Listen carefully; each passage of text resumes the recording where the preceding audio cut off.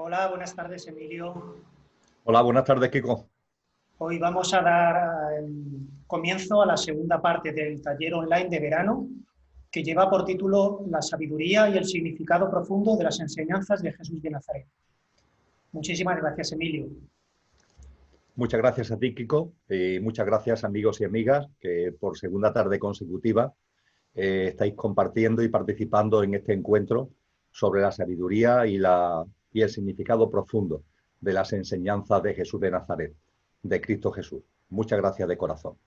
Vamos a abordar la segunda parte de este taller, que va a ir dirigido a elementos muy prácticos, a prácticas de vida que tienen que ver con la realización en nuestra cotidianidad de esas enseñanzas y de esa sabiduría.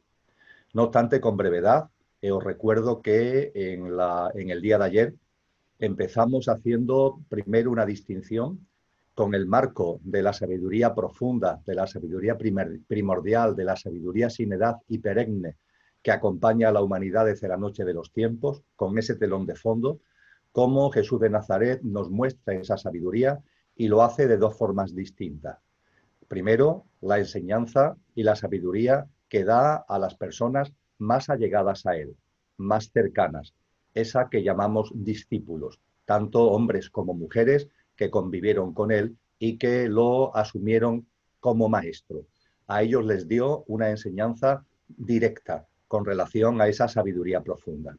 Y de la misma forma, con relación también a esa sabiduría profunda, dio una enseñanza pública, más abierta, no reservada al canal de boca-oído, sino más abierta, y para ello, aunque no solo, fundamentalmente utilizó las parábolas. En lo que compartimos ayer en el taller y en lo que vamos a compartir en el día de hoy, nosotros nos basamos en ambas fuentes, tanto lo que sabemos a través de sus discípulos, por lo que compartieron con nosotros, en sus textos, en sus cartas, como por supuesto en esas parábolas y esas enseñanzas de Jesús que de manera pública nos muestran los evangelios. A continuación, hicimos una pregunta: ¿quién fue Jesús de Nazaret? E intentamos responderla tanto desde una perspectiva espiritual como desde una perspectiva personal. Desde una perspectiva espiritual, os recuerdo que nos detuvimos en el hecho de lo que significa la encarnación crística, que no es la encarnación del alma individualizada, como hay en vosotros y como hay en mí, sino que es la encarnación directa del alma universal que utiliza el espíritu para compenetrarse y adentrarse en la materia. No es la encarnación de una hoja del árbol, del alma universal, Budi, del árbol crístico, del árbol búdico, no es la encarnación de una hoja de ese gran árbol, como sucede en vuestro caso y en el mío, sino que fue la encarnación directa de esa fuerza crística, de esa gran alma universal. Nos detuvimos en ello, vimos también cómo para que esa fuerza crística pueda encarnar en un ser humano hay que hacer una preparación de generaciones desde el punto de vista biológico, genético, energético, para que un cuerpo humano pueda asumir tanta fuerza. Y a ese respecto poníamos en énfasis cómo los evangelios, fundamentalmente Mateo y Marcos, nos hacen un relato muy específico de la genealogía de Jesús para reafirmar el hecho de lo significativo que fue todo el proceso que llevó a su nacimiento. Y a partir de ahí nos planteamos también la pregunta del Jesús hombre, el Jesús como persona. Y decíamos en ese sentido que esa misma genealogía pone en evidencia que Jesús procede de un linaje real, que engarza directamente con David, con lo que desde un punto de vista social de la época, Jesús era legítimo heredero al trono de Israel por aquellos tiempos usurpado por el Imperio Romano. Esto, de hecho, hizo que distintas personas, distintos grupos, se acercaran a él, ya no solo por la dimensión espiritual, sino por esta dimensión política, aunque, como también recordábamos, Jesús de Nazaret fue insistente en su exclamación, en su aseveración y en su determinación acerca de que su reino no es de este mundo. El tercer paso que dimos en el taller fue acercarnos a la figura de Jesús con las dos denominaciones, con los dos apelativos que con más frecuencia se utilizan con relación a él y que él utiliza con relación a sí mismo. Hijo de Dios y, por otra parte, Hijo del Hombre. Con relación al Hijo de Dios, expusimos con claridad que todos somos hijos de Dios, pero Jesús de Nazaret lo plasmó en su vida cotidiana, con lo cual aquella frase que recordábamos ayer del Padre y yo somos uno, en la boca de Jesús no es una mentira o no es una intención, sino que es una realidad, porque la divinidad que está en vosotros y está en mí, estamos en proceso de plasmarla en nuestra vida cotidiana. En el caso de Jesús estaba plenamente plasmada. De ahí insisto que pudiera decir con legitimidad que el Padre y yo somos uno. Por cierto, es importante recalcar que ese Padre al que se refiere en los Evangelios distintas veces Jesús de Nazaret no tiene nada que ver con el Jehová o con el Yahvé que aparece en el Antiguo Testamento. Con demasiada frecuencia en ese Antiguo Testamento se nos aparece un Jehová pendenciero, se nos aparece un Yahvé castigador. Sin embargo, las referencias y la semblanza del Padre que hace Jesús de Nazaret se nos muestra con un perfil pleno de amor y pleno de misericordia, que se plasma en esa expresión judía que es Abba, Abba. La referencia a Abba, la referencia al Padre, literalmente la traducción más acertada sería la referencia al papaíto, un papaíto que nos ama, un papaíto que nos quiere, teniendo en cuenta, por supuesto, que la divinidad es impersonal, que la divinidad como tal no puede ser objeto de ningún tipo de antropomorfización, pero también es verdad que aunque la divinidad sea impersonal, lo que supone y lo que representa sea impersonal, también los seres humanos podemos vivir, podemos experimentar esa conexión directa con esa divinidad, con esa causa primera, con eso de donde deviene todo lo originado, y esa relación puede percibirse de una manera íntima, puede percibirse de una manera cálida. De ahí esta apreciación de Abba, que es lo que mejor define a ese Padre al que Jesús de Nazaret hace referencia. Y dimos otro paso a partir de ahí con el Hijo del Hombre, junto con el Hijo de Dios, el Hijo del Hombre, el segundo apelativo que Jesús usa con relación a él mismo. Y pusimos de manifiesto que el Hijo del Hombre hace referencia a que la forma de vida y la forma de vivir de Jesús de Nazaret es a la que estamos llamados.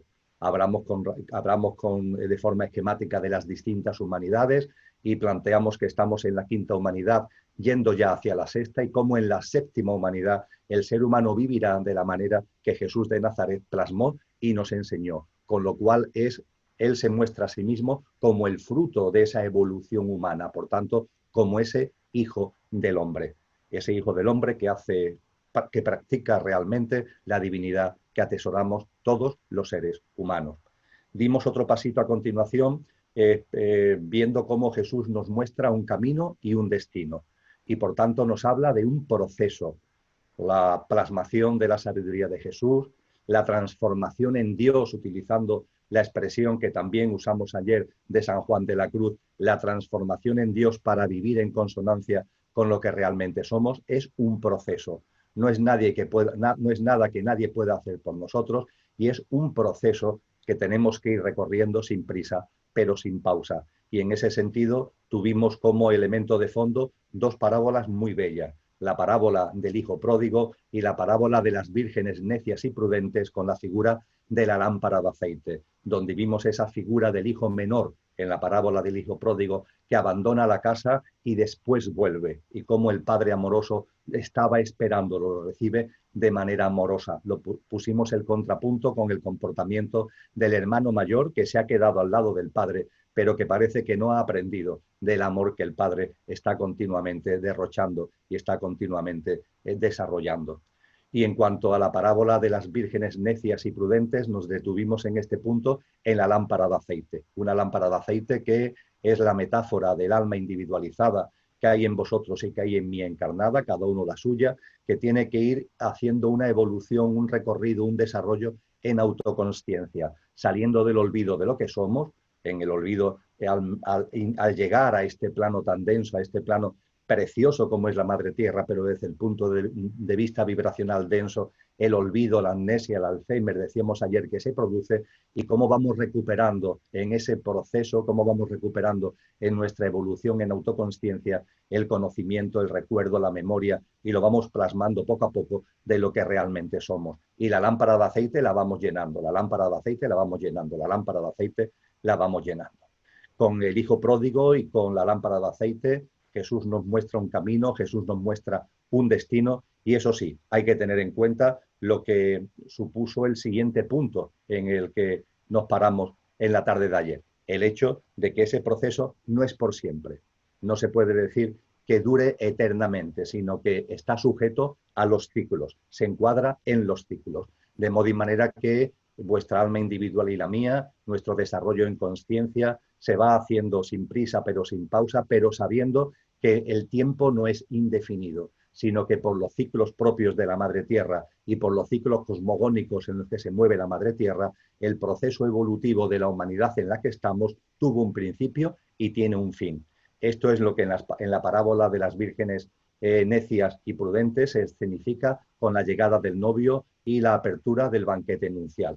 Ahí nos detuvimos ya no solamente en el capítulo 25 de Mateo, que narra esta parábola de las vírgenes necias y prudentes, sino también en el anterior, en el capítulo 24 de Mateo, donde Jesús habla con claridad del final. El final no del mundo, el final no de la humanidad, sino el final de esta generación, de esta fase de la humanidad para cerrar un ciclo y que se abra otro ciclo nuevo de una humanidad que ya no vivirá en lo egoico y en lo egocéntrico, sino que vivirá desde nuestros atributos, desde nuestras facultades y desde nuestras cualidades álmicas. Ahí hablamos de las señales, ahí hablamos de cómo esas señales pudieran ser utópicas, pero Jesús pone el énfasis fundamentalmente en las distópicas, porque es la que la mente humana mejor retiene. Nos habla de los tiempos de la desolación, de la gran tribulación, del triunfo de la bestia, como antesala precisamente de la parusía, esa presencia crística que hace posible el tránsito a esa nueva humanidad. Hasta aquí llegamos en el día de ayer. Y dejamos abierto un último punto con relación a lo que veníamos comentando antes de entrar en el sendero espiritual, antes de entrar en la práctica de vida para autoinvitarnos a la nueva humanidad. Nos quedó solamente pendiente, lo comentaba en el tramo final de mi exposición de ayer, la influencia de seres espirituales involutivos. Y esto es algo del que normalmente no gusta hablar, que se mira para otro lado.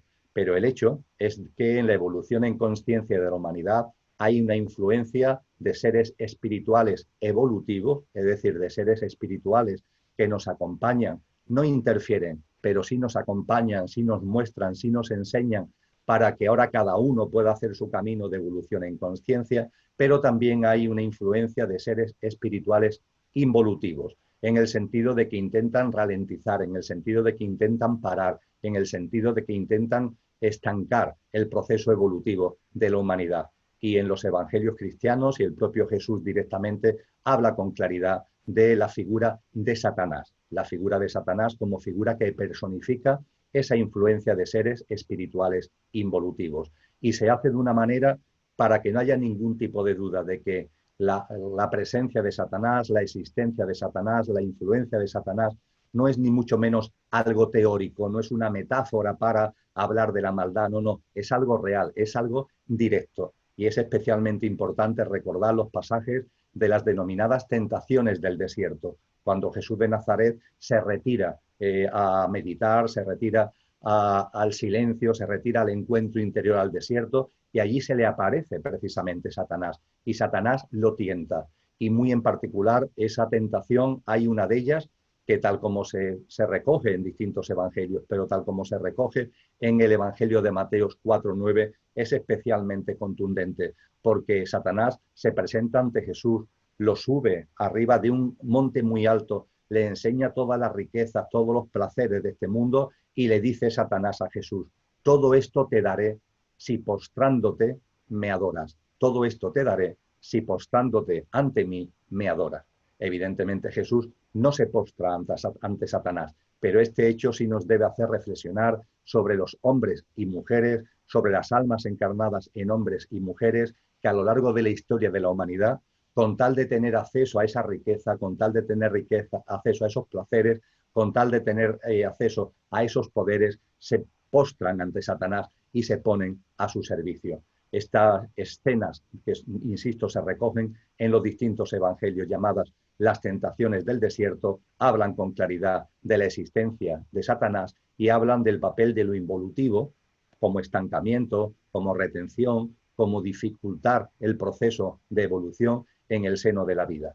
Tenemos que tener en cuenta que esto surge cuando analizamos cualquier ciclo. Por ejemplo, cuando analizamos el ciclo de las células, podemos percibir que una célula, cuando ya está cumpliendo su ciclo, en el seno de la célula confluyen dos tipos de fuerzas. Están, por un lado, las fuerzas creadoras, las fuerzas creativas, que van adquiriendo la potencia suficiente para dar lugar a la nueva célula. Pero también, y en paralelo, hay unas fuerzas que están ahí, denominadas involutivas, que retienen, que dificultan, que intentan estancar el proceso de surgimiento de la nueva célula. Esto es perfectamente aplicable al momento presente de la humanidad, perfectamente aplicable. Estamos en un momento donde la humanidad en la que hasta ahora hemos desarrollado nuestro proceso evolutivo está ya colapsada, no da más de sí, ya no puede dar más frutos, ha dado todo lo que nos tenía que dar y hemos evolucionado en consciencia. Es una humanidad que, como si fuera un traje, se nos ha quedado estrecho y necesitamos un nuevo traje, necesitamos una nueva casa, necesitamos una nueva humanidad que esté en sintonía con lo que late en nuestro corazón y brilla en nuestra alma. Y ante eso hay fuerzas creativas, cada vez más hombres y mujeres que estamos poniendo nuestra semilla modestamente para generar esa nueva célula de humanidad, para generar esa nueva humanidad, para propiciar esa parusía de la que hablábamos ayer y he citado hace unos minutos. Pero en paralelo también hay unas fuerzas involutivas que intentan retener, que intentan retrasar, que intentan que este proceso no vaya para adelante, al menos que no vaya de manera fluida. Ahí están las influencias de esos seres espirituales involutivos, evidentemente en consonancia y en coherencia con los seres humanos que se han postrado ante Satanás, que se han postrado ante ellos buscando ese poder, buscando ese dinero, buscando esa riqueza, buscando dominio, buscando control de los demás, etcétera, etcétera.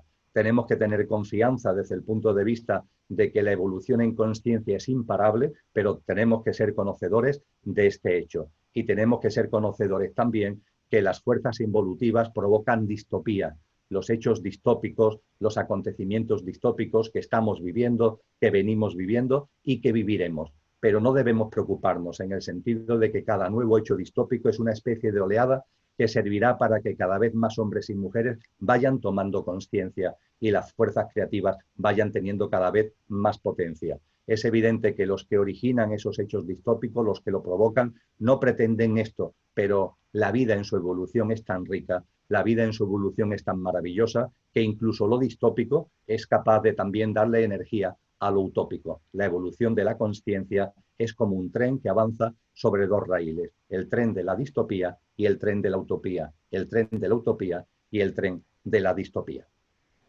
Dicho todo esto, estamos ya en condiciones de entrar en el bloque que es largo, que es prolijo, de lo que es el sendero espiritual que Jesús de Nazaret nos muestra, la práctica de vida que Jesús de Nazaret nos muestra.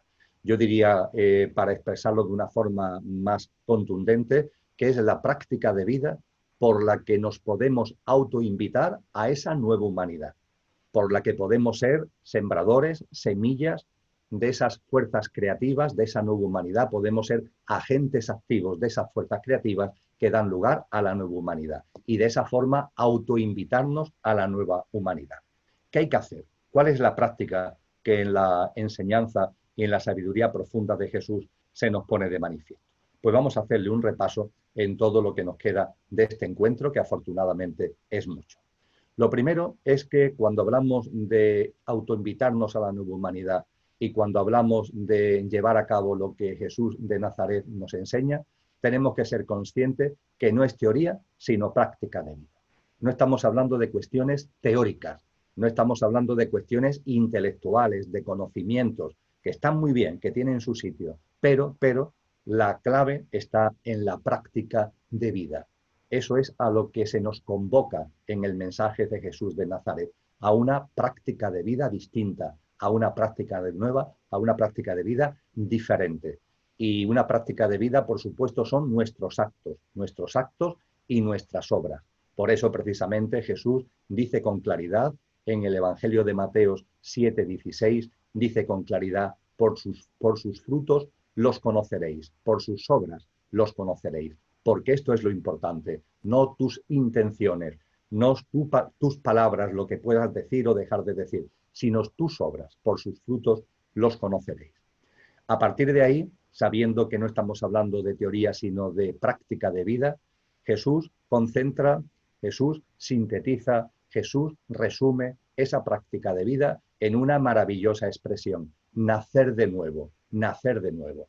Dice Jesús en el Evangelio de Juan 3:3, hablando con Nicodemo, con ese rabí judío. En el Evangelio de Juan 3:3 le dice Jesús a Nicodemo: de cierto te digo, que el que no naciere de nuevo no puede ver el reino de Dios. El que no naciere de nuevo. Nicodemo, de verdad te digo, hay que nacer de nuevo. Es verdad que Nicodemo se despista y le pregunta: maestro, ¿cómo puedo volver al vientre de mi madre? Y Jesús le contesta diciendo: Nicodemo, tú que eres un rabí judío, no sabes de lo que estoy hablando.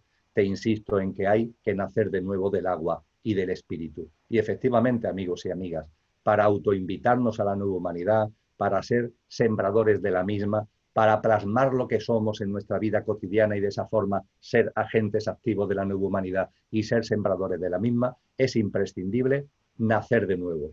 Y para nacer de nuevo, tener en cuenta que eso conlleva ineludiblemente morir a una forma de vida y nacer a otra forma de vida. Hay que morir a una forma de vida para nacer a otra forma de vida. Hay que resucitar en vida. Se trata de morir y resucitar en vida para nacer de nuevo, viviendo de una forma distinta. Y nos podemos preguntar: ¿a qué tipo de vida hay que morir? ¿Y a qué tipo de vida hay que nacer tras la resurrección en vida? Pues muy sencillo. Los mensajes de Jesús lo ponen diáfanamente claro. Hay que morir a una forma de vida basada en lo egoico y en lo egocéntrico. Hay que morir a una forma de vida basada en el pequeño yo, en nuestro yo físico, emocional y mental y la personalidad a él asociada. O dicho de otra manera, hay que morir a una forma de vida basada en nuestra parte perecedera, en nuestros componentes efímeros. A eso hay que morir. Y hay que nacer a una forma de vida que esté basada en lo que realmente somos, en nuestro yo superior. No en nuestro pequeño yo, sino en nuestro yo superior. Y en esos atributos, en esas cualidades que son plenas y que están absolutamente integradas en nuestra auténtica naturaleza divina. De eso se trata. Resucitar en vida para dejar de sobrevivir aferrado al pequeño yo y empezar a vivir desde nuestro yo superior. Y a partir de ahí Jesús nos da multitud de muestras, multitud de pistas y nos pone por delante multitud de prácticas. Vamos a ir avanzando en ellas. Vivir sin identificación con el pequeño yo y ir dejando atrás el miedo a la muerte. De las enseñanzas de Jesús, cuando hablamos de nacer de nuevo de la forma que os acabo de compartir, el fin de la identificación con el pequeño yo es básico. Y al cesar de identificarnos con el pequeño yo, que desaparezca el miedo a la muerte. Nosotros no somos el documento nacional de identidad. Nosotros no somos nuestro carnet de identidad. Nosotros no somos nuestro pasaporte. Nosotros no somos nuestra tarjeta de visita. Nosotros somos mucho más. Nosotros no somos el coche, entendiendo por tal nuestro pequeño yo físico, emocional, mental y, como antes decía, la personalidad a ello asociada. No, nosotros somos el conductor. Nosotros somos una dimensión álmica y espiritual que tiene una esencia divina y que ha encarnado en el coche para experienciar la vivencia humana. Y tenemos que irnos desidentificando de ese pequeño yo. Y tenemos que recobrar la memoria de lo que realmente somos. Porque esto es lo que nos pasa, amigo y amiga, que olvidamos lo que somos y a partir del olvido de lo que somos nos identificamos con lo que no somos. Y al identificarnos con lo que no somos, pues entramos en una vida rara y una vida ajena a lo que realmente somos. Por ejemplo, lo que realmente somos es imperecedero, no conoce la muerte. Sin embargo, el pequeño yo sí conoce la muerte.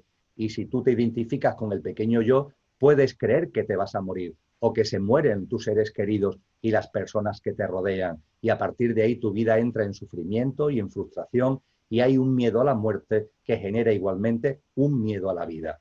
La llamada de Jesús está clara. La vida sigue mucho más allá de la denominada muerte. La vida va mucho más allá del denominado fallecimiento físico. A este plano, a este mundo, venimos a vivir unas experiencias que tienen que ver con el desarrollo en conciencia, con ir aumentando el nivel de aceite de la lámpara de la forma que veíamos en el día de ayer. Y cuando hemos vivido las experiencias que correspondían, no antes, desencarnamos.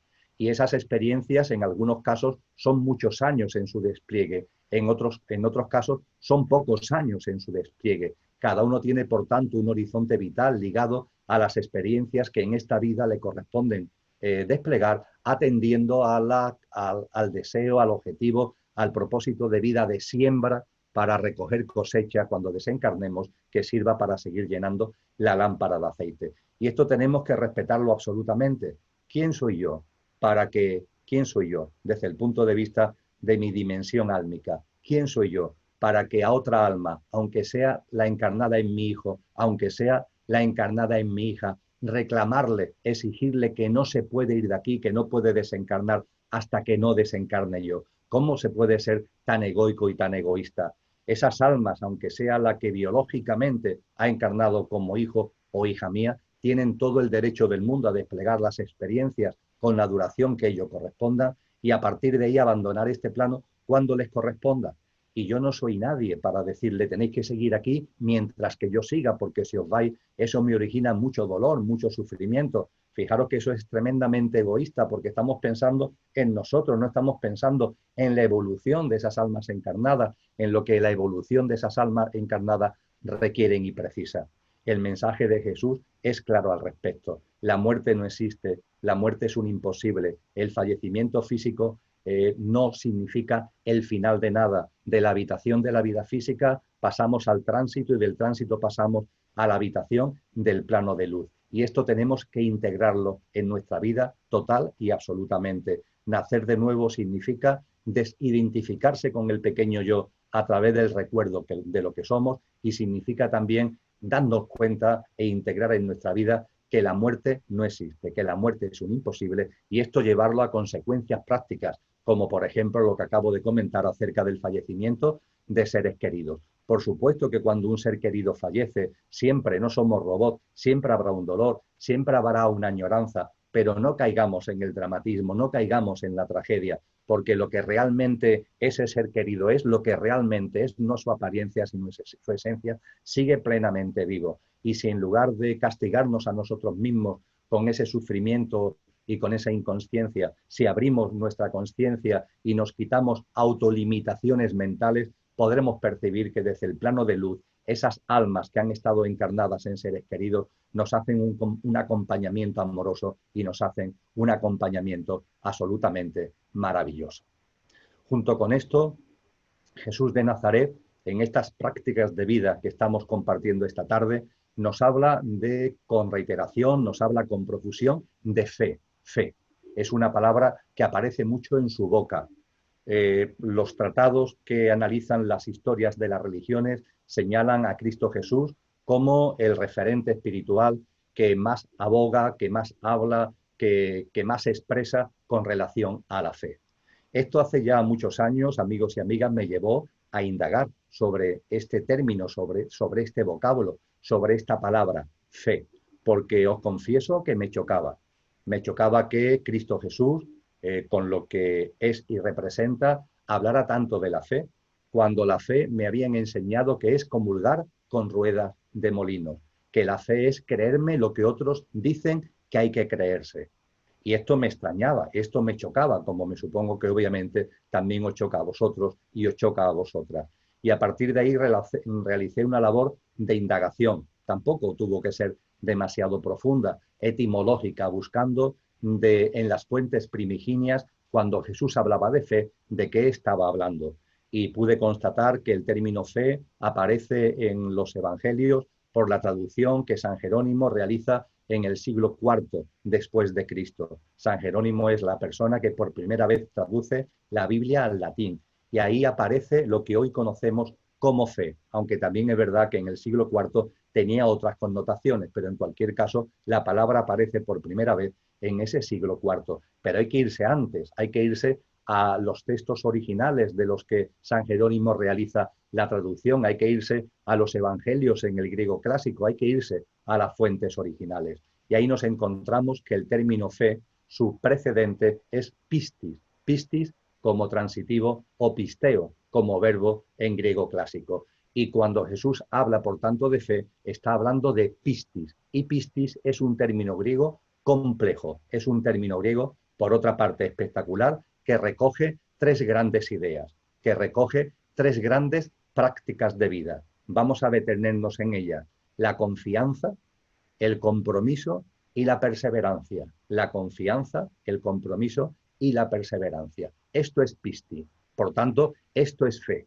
Cuando Jesús habla de fe, Jesús está hablando de que tengamos confianza, de que tengamos compromiso y que tengamos perseverancia. Es así como tenemos que entender, por ejemplo, el pasaje del Evangelio de Mateo 17:20, donde podemos leer: les aseguro que si tuvieran fe del tamaño de un grano de mostaza, dirían a esta montaña, trasládate de aquí a allá, y la montaña se trasladaría, y nada sería imposible para ustedes. Si tuviéramos confianza, compromiso y perseverancia del tamaño de un grano de mostaza, nada sería imposible para nosotros. Esto lo asevera categóricamente Cristo Jesús. Merece la pena que nos detengamos en estas tres ideas, en estas tres prácticas: confianza, compromiso y perseverancia. Empecemos con la confianza. La confianza de la que nos habla Jesús de Nazaret es confianza en la vida.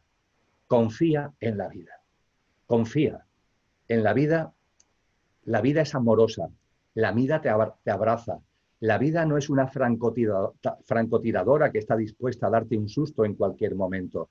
La vida, insisto, es amorosa y nos abraza. Y hay que confiar plenamente en ella, sabiendo que en ella todo tiene su sitio, todo tiene su sentido, todo tiene su porqué y su para qué, que en la vida no hay casualidades sino causalidades, que la vida está llena de señales y de sincronías, que en la vida nada sobra ni falta, y que en la vida todo lo que sucede, aunque tu mente no lo pueda entender, siempre sucede como factor de impulso para tu sendero espiritual, para tu desarrollo en consciencia, para que siembres en orden a ir llenando de aceite la lámpara a la que venimos haciendo referencia con insistencia. De los muchos textos en los evangelios de los que se habla acerca de esta confianza, saco por ejemplo el Evangelio de Mateo 10, 29-30. Dice Jesús: ¿no se venden 2 pajarillos por un cuarto? Y sin embargo, ni uno de ellos caerá a tierra sin permitirlo vuestro Padre, y hasta los cabellos de vuestra cabeza están contados. Ni un pelo de tu cabello se cae, si no es por la voluntad del Padre. No hay casualidades, todo tiene su sitio, todo tiene su porqué y su para qué. Y en ese mismo Evangelio de Mateo, en este caso en el capítulo 6, de los versículos 25 a 33, Jesús hace una maravillosa llamada a la confianza en la vida. Fijaros, es un poco largo, pero lo leo con rapidez. No os conjuguéis por vuestra vida, qué habéis de comer o qué habéis de beber, ni por vuestro cuerpo, qué habéis de vestir. ¿No es la vida más que el alimento y el cuerpo más que el vestido? Mirad a las aves del cielo, que no siembran, ni siegan, ni allegan en alfolíes, y vuestro Padre Celestial las alimenta. ¿No sois vosotros muchos mejores que ellas? Mas ¿quién de vosotros podrá ser temeroso, añadir a su estatura un codo? Y por el vestido, ¿por qué tenéis temor? ¿Por qué tenéis desconfianza? Reparad de los lirios del campo, cómo crecen, no trabajan ni hilan, mas os digo que ni aun Salomón con toda su gloria fue vestido así como uno de ellos. Y si la hierba del campo que hoy es y mañana es echada en el horno, Dios la viste así. ¿No hará mucho más por vosotros, hombres de poca fe? No temáis, diciendo qué comeremos o qué beberemos o con qué nos cubriremos, porque los inconscientes buscan todas esas cosas, que vuestro Padre Celestial sabe que de todas estas cosas habéis menester, mas buscad primero el reino de Dios y su justicia, y todas esas cosas os serán añadidas. Jesús insiste en que avanzando en el sendero espiritual, avanzando en nuestro camino de autoconsciencia, la vida provee. La vida provee exactamente lo que necesitamos, exactamente lo que requerimos. no lo que tu mente pueda pensar, no lo que tu mente pueda idear, sino exactamente lo que en tu evolución en consciencia en cada momento de tu vida es preciso. Esta confianza en la vida lleva, dentro del término general de confianza, dentro de la apelación global a la confianza, lleva a la aceptación. La aceptación de todo lo que acontece, la aceptación de todo lo que sucede, sabiendo que todo, también las noches oscuras, también los sapos, tienen un sentido profundo, sabiendo que esas noches oscuras nos guían como factor de impulso, sabiendo que esos sapos que aparecen en nuestra vida, cuando en lugar de rechazarlos nos acercamos a ellos y los besamos y los abrazamos, son un regalo, son un príncipe, una princesa, son una bendición que llega a nuestra vida. La aceptación que no es resignación, la aceptación que no es impotencia, sino que es fruto precisamente de la confianza en la vida. Y desde luego, la confianza en la vida y su fruto natural, que es la aceptación, lleva a algo que a nuestra mente desconcierta enormemente: el no juicio, el no juicio. En el Evangelio de Mateo, capítulo 7, versículos 1 y 2, encontramos lo siguiente: no juzguéis para que no seáis juzgados, porque con el juicio con el que juzgáis seréis juzgados, y con la medida con que medís os volverán a medir. El no juicio, el no juicio. Y tenemos que reconocer, como acabo de compartir, que nos desconcierta. ¿Cómo es posible no juzgar? ¿Cómo es posible? Fijaros, nos hemos acostumbrado, y es un hábito de vida, a ir por la vida con una balanza en la mano.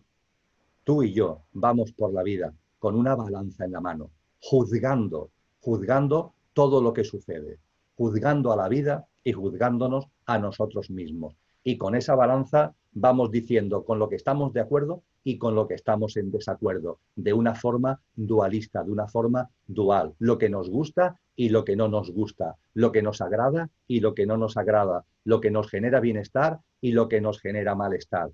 Nos hemos convertido en magistrados de la vida porque no confiamos en la vida y porque no, debido a que no confiamos, no aceptamos, siendo la aceptación, vuelvo a repetirlo, fruto de la confianza en la vida. Y aparece el juicio. Y Jesús es categórico, es contundente: no juzgues, no juzguéis.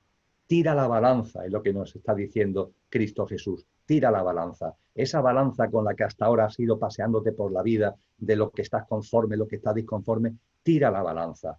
Eso no significa que no tengas discernimiento, eso no significa que no tengas criterio propio, eso no significa que no te des cuenta de lo que acontece y no te des cuenta, dicho metafóricamente, de cuándo es de día y de cuándo es de noche.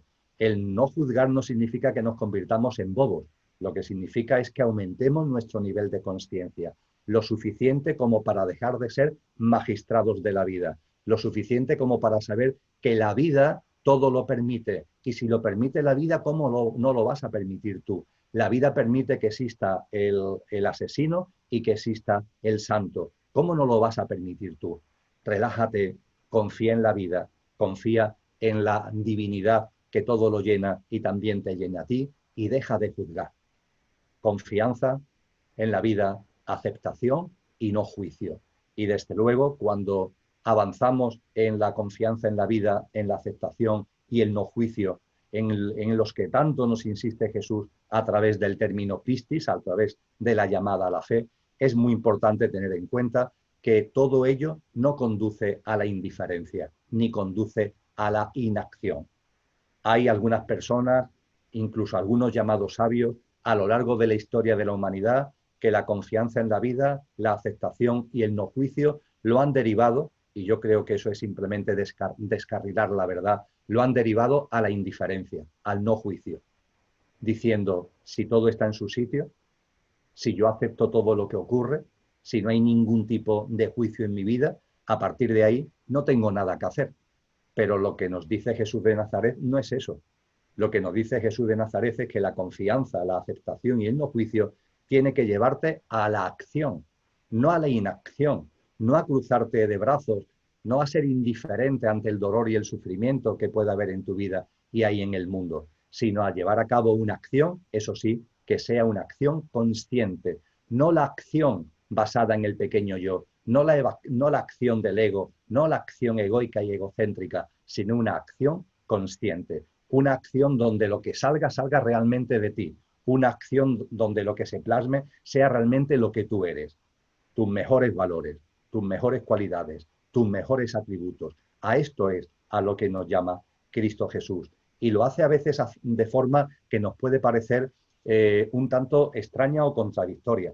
Y os voy a poner dos ejemplos al respecto, de los que posiblemente habéis oído hablar. Desde luego del primero, que es la expulsión de los mercaderes del templo, seguro que habéis escuchado hablar.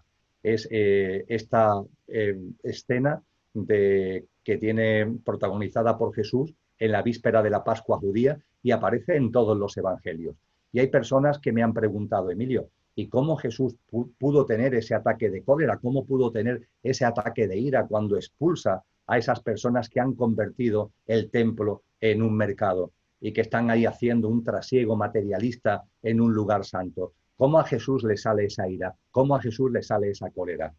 Y mi pregunta, la pregunta que os hago, ¿por qué entendéis que a Jesús le sale cólera? ¿Por qué entendéis que a Jesús le sale ira? Jesús actúa, efectivamente, actúa, llama la atención de los que están allí, convirtiendo un lugar santo en un lugar puramente materialista, y los expulsa, efectivamente. Pero la vibración de Jesús, os aseguro, que no bajó un grado. La alta vibración de Jesús no bajó un grado. Nosotros damos por hecho de que cuando se actúa con contundencia, tiene que aparecer forzosamente la cólera, tiene que aparecer forzosamente el enfado o la ira. Pero eso sucede porque estamos muy anclados en el pequeño yo. En la figura de Cristo Jesús, la acción contundente, una acción tan contundente como la que se expresa en la expulsión de los mercaderes del templo, no bajó una décima su frecuencia vibracional, por decirlo coloquialmente. Mantuvo su presencia, mantuvo la presencia de la divinidad más plena. Y esa presencia de la divinidad más plena no conlleva indiferencia, no conlleva inacción, conlleva acción, incluso con la contundencia que narra esta escena. Por favor, reflexionad al respecto.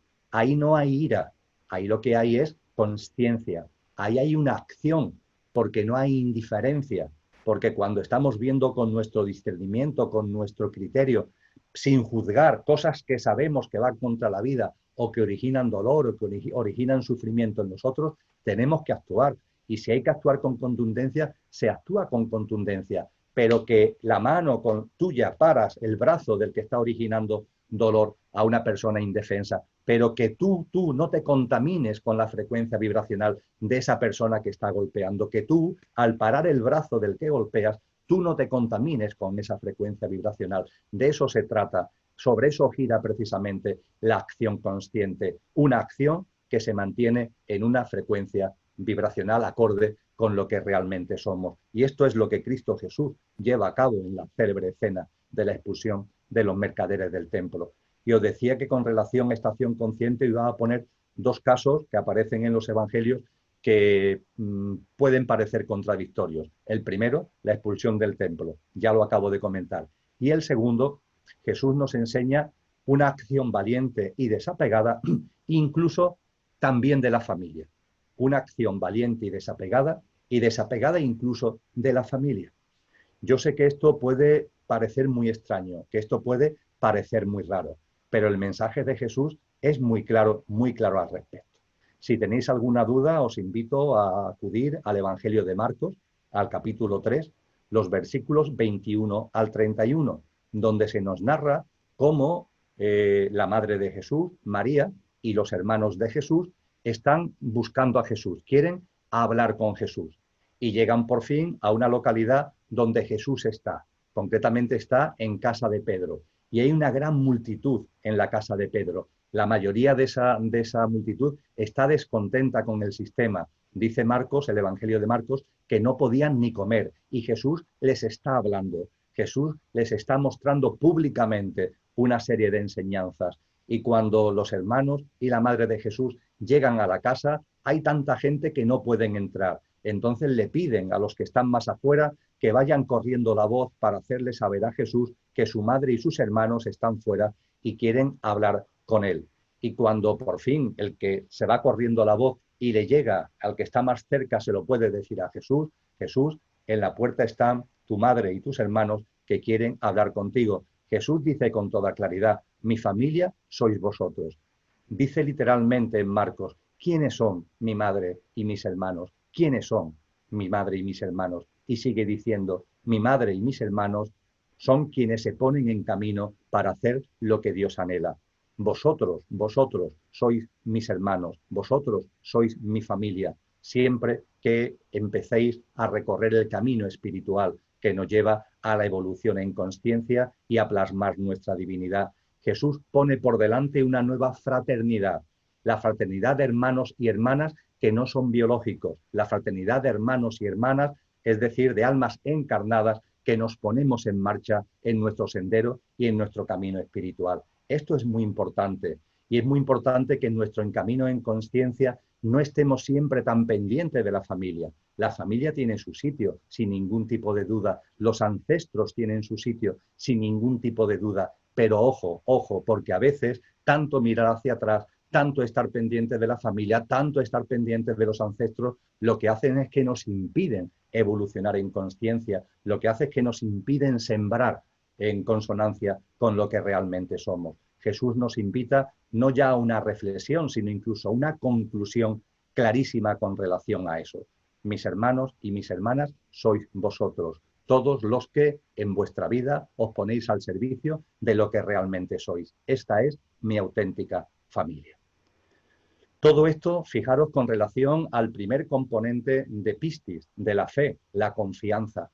Pero había otros dos que comentamos, porque Pistis es confianza, pero también es compromiso y también es perseverancia. Con relación al compromiso y con relación a la perseverancia, Jesús también nos enseña cosas, aunque no tantas como con relación a la confianza, pero muy importantes, y muy importantes especialmente en lo relativo al compromiso. ¿Compromiso con quién o con qué?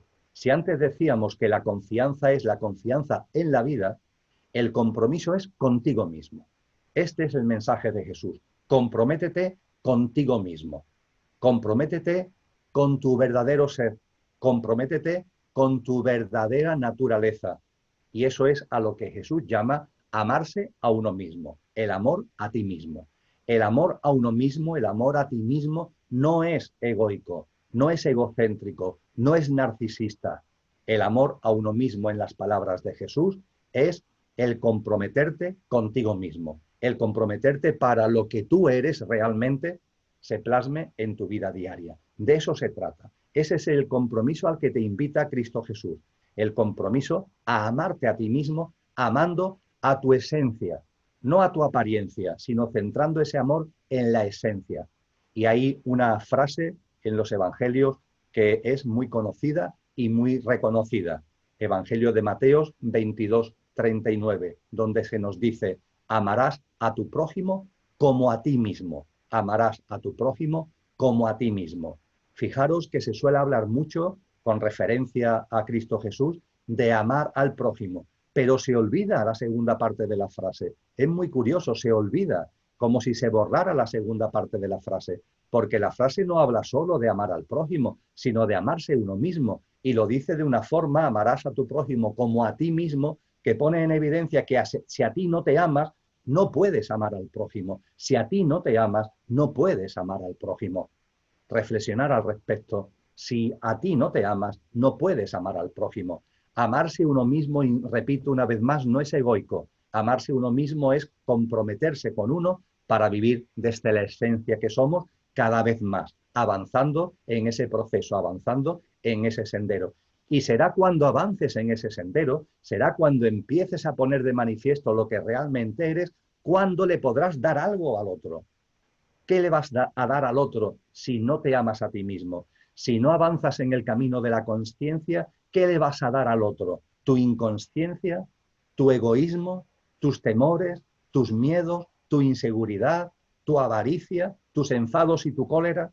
¿No os dais cuenta que al prójimo, para amarlo, antes tienes que amarte a ti mismo? Por eso Jesús dice, amarás a tu prójimo como a ti mismo. Ámate a ti, saca lo mejor de ti y a partir de ahí ponlo al servicio del otro. Entonces sí, ponlo al servicio del otro. Pero antes hay que hacer un recorrido, hay que hacer un trabajo interior, un laberinto. Hay que recorrer el laberinto al que nos llamaban los sabios antiguos. Ámate a ti mismo para poder amar al prójimo. Ámate a ti mismo para poder amar al prójimo. No te amas a ti mismo egoicamente, no te amas a ti mismo como finalidad, te amas a ti mismo como medio para ponerlo al servicio de los demás, para ponerlo al servicio de la vida, para amar al prójimo. Y por último, junto con la confianza en la vida y el compromiso contigo mismo, la perseverancia. Y con relación a la perseverancia, ya hablamos en la tarde de ayer. La perseverancia se plasma en la expresión, recorre el sendero espiritual, avanza por el camino del que nos habla Jesús de Nazaret cuando dice yo soy el camino, la verdad y la vida. Avanza por ese camino sin prisa, pero sin pausa. Pero ojo, sabiendo que el ciclo que marca el camino tiene un fin. Lo hablamos ayer con el tema del novio, del banquete nupcial. Hay que avanzar con compromiso, hay que avanzar con confianza y hay que avanzar con perseverancia. Esa perseverancia supone no volvernos locos, no estresarnos, no querer que todo sea de golpe, que todo sea de repente. De ahí el de sin prisa, pero sin pausa. Pero ojo, no te relajes excesivamente. Ten cuidado con esas pausas. No vaya a ser que te encuentres que el ciclo avanza y que el ciclo llegue a ese momento de corte antes de que tú hayas completado tu proceso teniendo el nivel mínimo requerido de aceite para que te puedas autoinvitar a la nueva humanidad. Todo esto, amigos y amigas, tiene que ver con esa fe de la que tanto habla Jesús, de la que tanto nos enseñó, sobre la que tanto nos mostró. Y desde luego, para dar un pasito más en lo que estamos compartiendo, hablando de la práctica de vida de la que Jesús nos habla, sobre la que Jesús nos enseña, hay que acudir como una fuente de un inmenso valor al denominado Sermón de la Montaña. Sermón de la Montaña o Sermón del Monte. Merece la pena que de la misma forma que nos hemos parado en la fe, nos paremos en el contenido de este Sermón de la Montaña, de este Sermón del Monte, que se corresponde con los capítulos 5, 6 y 7 del Evangelio de Mateo y que es la expresión pura y sublime de cómo vivir desde la esencia. La expresión, lo vuelvo a repetir, pura y sublime de cómo vivir desde la esencia. Si ha surgido en vosotros, y estoy convencido que sí, ese movimiento interno para vivir, para desarrollar una práctica de vida coherente con lo que realmente somos, repasar, estudiar, quedaros con los elementos fundamentales de este Sermón de la Montaña, de estos capítulos 5, 6 y 7 del Evangelio de Mateo. Podréis ver, si acudís al texto, que en estos capítulos se hayan contenidas las célebres bienaventuranzas. También se haya contenida la oración del Padre Nuestro y también se haya contenida la formulación cristiana de la conocida como regla de oro, que en el Evangelio de Mateo 7:12 se expresa de esta manera tan sintética y tan bella. Así que todas las cosas que queráis que los demás hagan con vosotros, haced vosotros con ellos. Todas las cosas que queráis que los demás hagan con vosotros, haced vosotros con ellos. Esta es la regla de oro que junto con la oración del Padre Nuestro y junto con la bienaventuranza constituyen los componentes fundamentales de ese Sermón de la Montaña. ¿A qué se nos llama en ese sermón? Cristo Jesús, ¿a qué nos invita como práctica de vida en ese sermón? Pues muchas cosas. Como Kiko va a hacer llegar el esquema, puedo ir un poquito rápido ahora enumerándolas, porque la vais a tener en el esquema que Kiko va a enviar a todos vosotros y a todas vosotras. Pero se nos llama, en primer lugar, a tener el corazón puro, un corazón que de verdad plasme lo que realmente somos. Y se nos dice, felices los que tienen el corazón puro, porque verán a Dios. Tener el corazón puro. Y junto con el corazón puro, ser misericordiosos. Se nos dice, felices los misericordiosos, porque obtendrán misericordia. Como veremos dentro de unos minutos, esa misericordia tiene que ver con la compasión. Esa misericordia tiene que ver también con el no acumular y el compartir. Ser misericordiosos. En tercer lugar, desplegar una vida sencilla. No el ritmo de vida, no el estilo de vida a la que esta sociedad alocada nos quiere llevar, sino una vida sencilla. Felices los que tienen alma de pobres, porque a ellos les pertenece el reino de los cielos. Felices los que llevan a cabo una vida sencilla, porque están en conexión con los valores de su alma, porque nuestra alma no nos lleva a una vida plena de estrés, plena de avaricia, plena de querer cosas, de consumismo. nos lleva a una vida sencilla y alegre, a una vida que también precisamente por ser sencilla y alegre no es una vida vacía y hueca, sino que es una vida plena y llena. Sin miedo a las aflicciones, felices los afligidos porque serán consolados, no tener miedos a las aflicciones, no tener miedos a las noches oscuras, no tener miedo, como antes decía, a los sapos, confiar en la vida, todo tiene su sentido y cuando circunstancias de ese cariz llegan a la vida, vamos a vivirlo con entereza, sabiendo que de verdad lo importante en la vida no es tanto el qué como el cómo se vive el qué, no es tanto el qué como el cómo se vive el qué.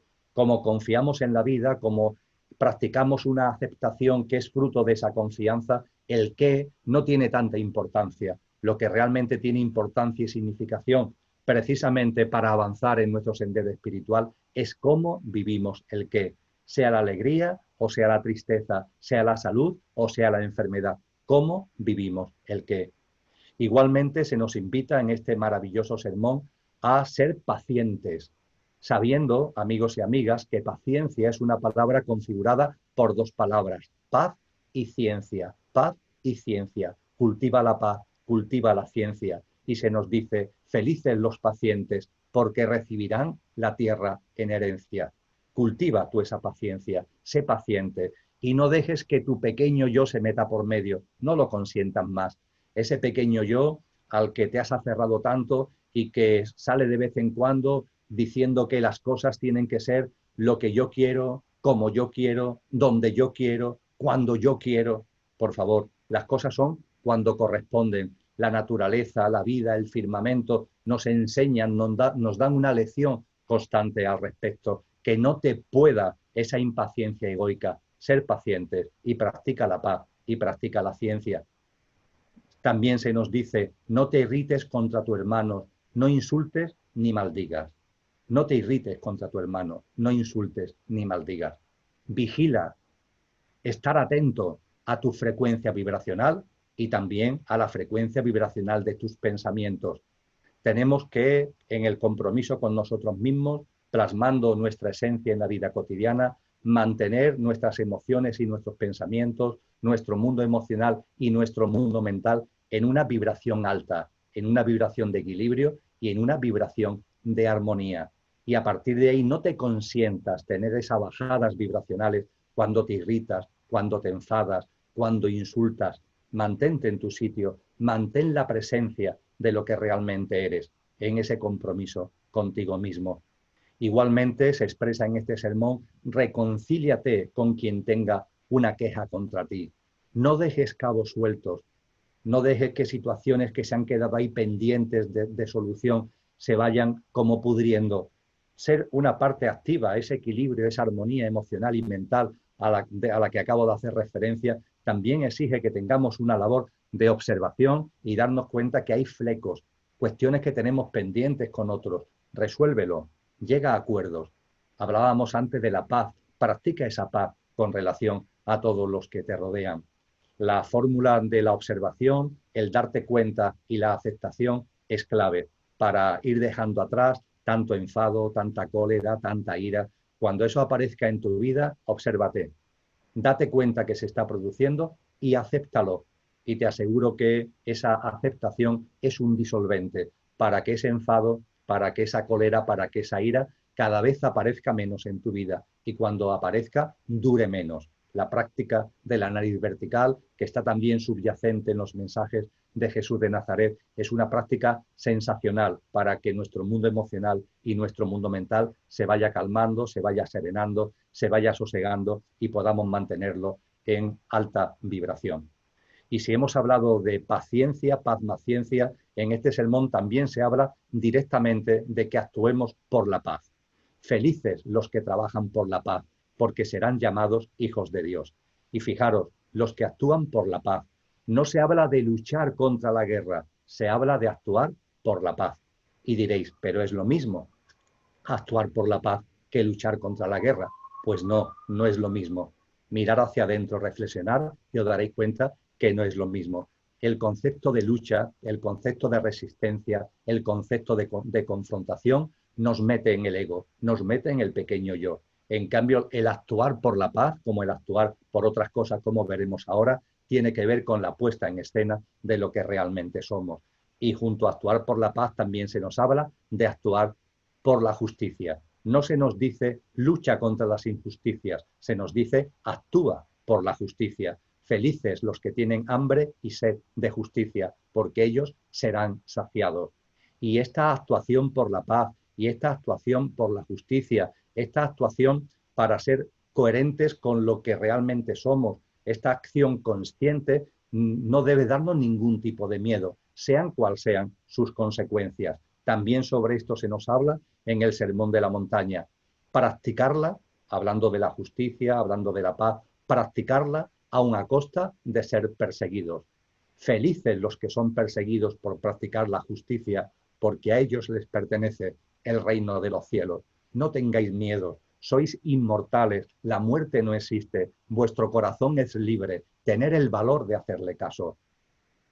Frase maravillosa que en la película sobre William Wallace, protagonizada por Mel Gibson, su padre le dice al William Wallace pequeño: tu corazón es libre, ten el valor de hacerle caso, no tengáis miedo actuando por la justicia, no tengáis miedo cuando actuáis por la paz, felices si sois perseguidos por practicarla, porque os pertenecerá el reino de los cielos.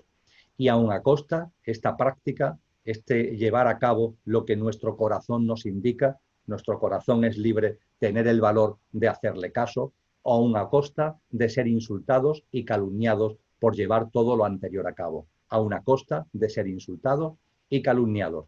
Felices ustedes cuando sean insultados y perseguidos y cuando se los calumnie en toda forma a causa de mí. Esa causa de mí que dice Cristo Jesús no está hablando de su apariencia física, está hablando de su mensaje, está hablando de su enseñanza, está hablando de lo que nos hermana íntimamente, nuestra condición y nuestra cualidad de hijo de Dios. Siempre que por llevar a cabo, siempre que por llevar a la práctica esa divinidad, ese carácter y esa condición de hijo de Dios que tenemos, seamos insultados y perseguidos, se nos dice que seamos felices, que lo vivamos también como una circunstancia, entre comillas, normal, aunque sea profundamente anormal, pero como una circunstancia normal, frecuente, en un mundo donde hay tanto desequilibrio, donde hay tanta inconsciencia. Es lógico que a las personas que van viviendo en consonancia con lo que realmente somos, haya persecución, haya insulto, haya calumnia, y ante todo ello lo que tenemos que hacer es mantenernos sin ningún tipo de miedo y en una alta frecuencia vibracional. Y a esto, a mantenernos en todo este contexto en una alta frecuencia vibracional, van dirigidos otras expresiones, otras enseñanzas del Sermón de la Montaña. Fijaros que se nos dice en este sermón: amen a sus enemigos, rueguen por sus perseguidores. Lo decíamos antes con la acción consciente, que cuando pares el brazo del que está haciendo daño, tu frecuencia vibracional no se contamine con su baja frecuencia vibracional. A tus enemigos, a sus perseguidores, actúa para paliar el daño, para paliar el dolor que están originando, pero hazlo de una forma donde la compasión, donde el amor, donde la empatía hacia ellos esté presente. Ante la baja vibración, eleva la tuya. Ante esa baja vibración que puedes percibir porque tienes discernimiento para darte cuenta y que te lleva a una acción consciente, sin juicio, pero una acción consciente desde tu discernimiento, ante esa baja vibración, eleva la tuya. Y se nos dice ahí, en este Sermón de la Montaña, no hagan frente al que les hace mal. Al contrario, si alguien te da una bofetada en la mejilla derecha, preséntale también la otra. Al que quiera hacerte un juicio para quitarte la túnica, déjale también el manto. Y si te exige que lo acompañes 1 kilómetro, camina 2 con él. Unas preciosas metáforas, unos preciosos ejemplos para que asumamos que ante todo eso que vemos exteriormente que está actuando con baja frecuencia, nos movamos en una acción consciente, pero manteniendo muy alta nuestra frecuencia vibracional. Ama a tus enemigos, ruega por tus perseguidores, como decíamos anteriormente. Ejemplaridad, autenticidad e impecabilidad. Yo creo que así se podría resumir estos contenidos fundamentales del Sermón de la Montaña. Se nos dice en él: sean perfectos como es perfecto el Padre que está en el cielo. Sean perfectos como es perfecto el Padre que está en los cielos. es una llamada clara a que con confianza en la vida, con perseverancia y con compromiso en ti mismo, lleves a cabo una vida que, mirando hacia tu esencia, teniendo en cuenta tu condición y tu cualidad divina y de hijo de Dios, se caracterice por la ejemplaridad, por la autenticidad y por la impecabilidad.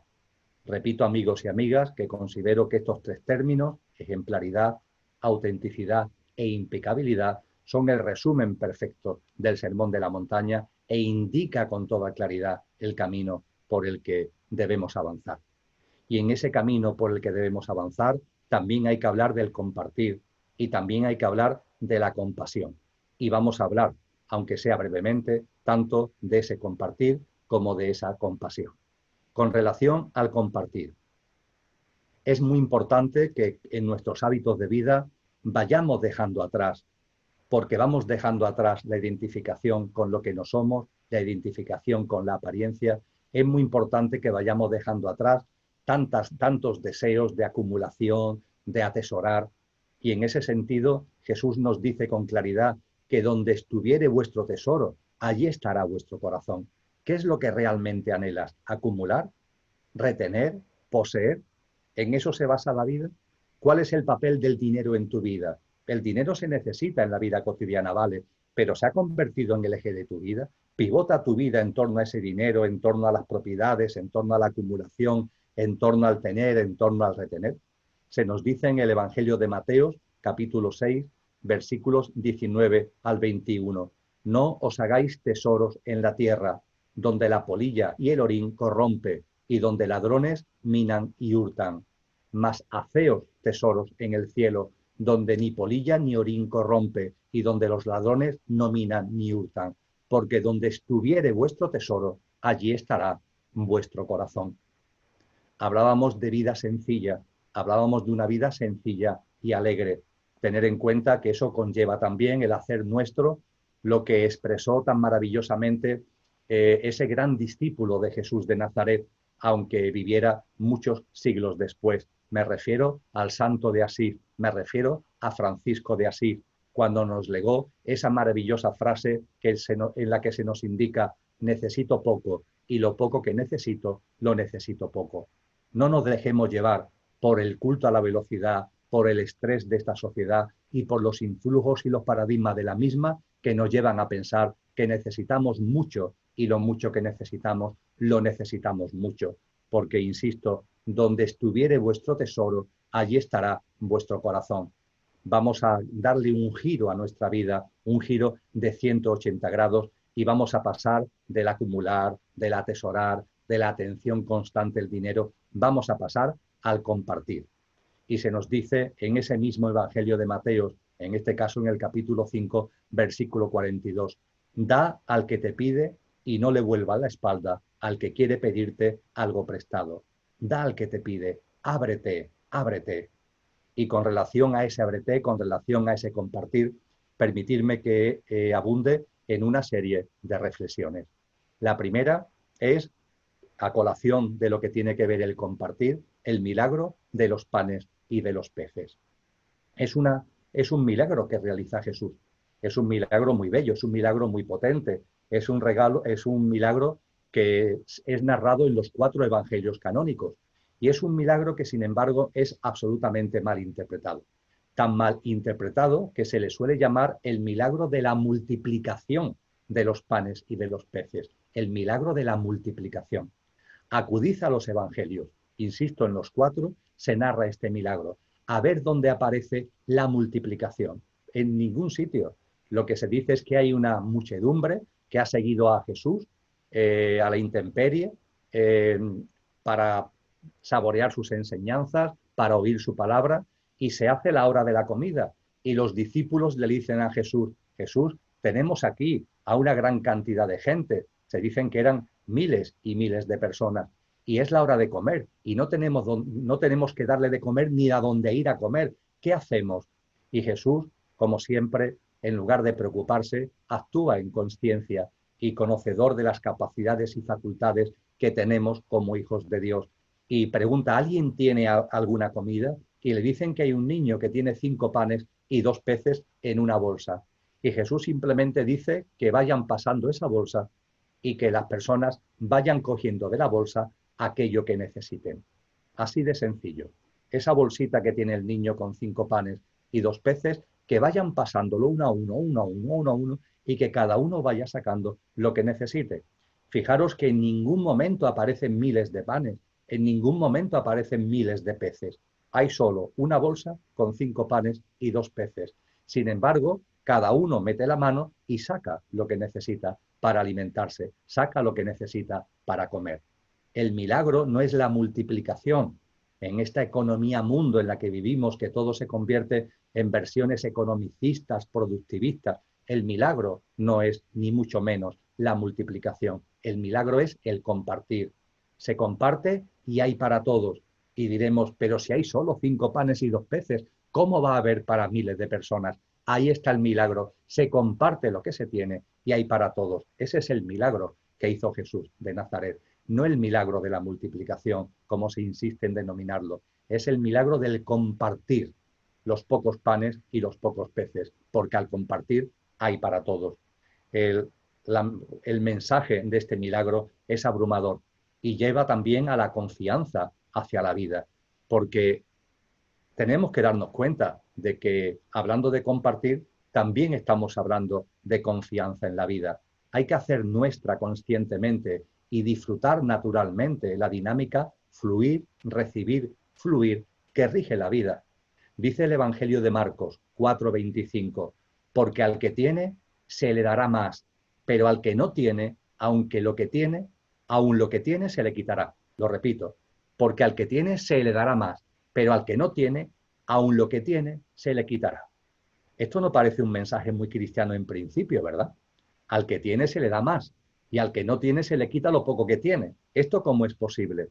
Obviamente es un juego de palabras y es una expresión metafórica para que seamos conscientes que cuando tienes y lo que tienes lo compartes, cuando tienes y lo que tienes das, recibes más, recibes más. En cambio, cuando lo que tienes, aunque sea poquito y aunque sea mucho, no lo compartes, hasta eso poco que tiene te será quitado. Porque, ¿qué te piensas llevar una vez que desencarnes? Una vez que se produzca el fallecimiento físico, ¿qué te piensas llevar? ¿Te piensas llevar lo que has acumulado? ¿Te piensas llevar lo que has atesorado?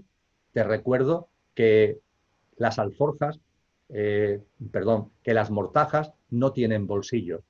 Hay personas que su único objetivo es ser los más ricos del cementerio. Las mortajas no tienen bolsillo. Que la conciencia llegue a tu vida y te des cuenta de que la vida, como acabo de compartir, es un flujo continuo de fluir, recibir, fluir. Tengo, comparto, recibo.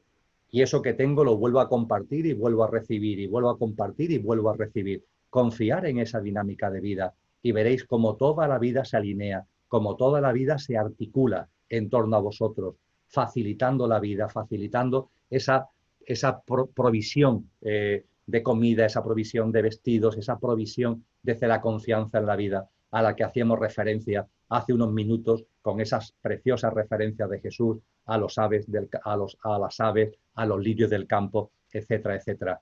Compartir y recibiréis. Cuando cortáis el flujo, estáis cortando el flujo hacia vosotros mismos. El que retiene, corta este flujo y hasta lo poco que tiene le será quitado. Esto también hay que ponerlo a colación con otra frase, con otra expresión de Jesús en el Evangelio de Marcos. Evangelio de Marcos 4:25, en el Evangelio de Mateos 7, capítulo 7, versículos 7 y 8. Se nos dice, pedid y se os dará, buscad y hallaréis, llamad y se os abrirá, porque cualquiera que pide recibe, y el que busca halla, y al que llama se abrirá. Nuevamente, amigos y amigas, nos encontramos aquí unos mensajes hacia la confianza en la vida, unos mensajes hacia ver la vida con otros ojos, unos ojos nuevos, unos ojos de conciencia, unos ojos que no nos atoren, unos ojos que no nos nublen la mirada, unos ojos limpios con ese corazón puro al que antes hacía referencia, para darnos cuenta de que la vida está ahí, nosotros somos parte de la vida y al que busca halla y al que llama se le abre.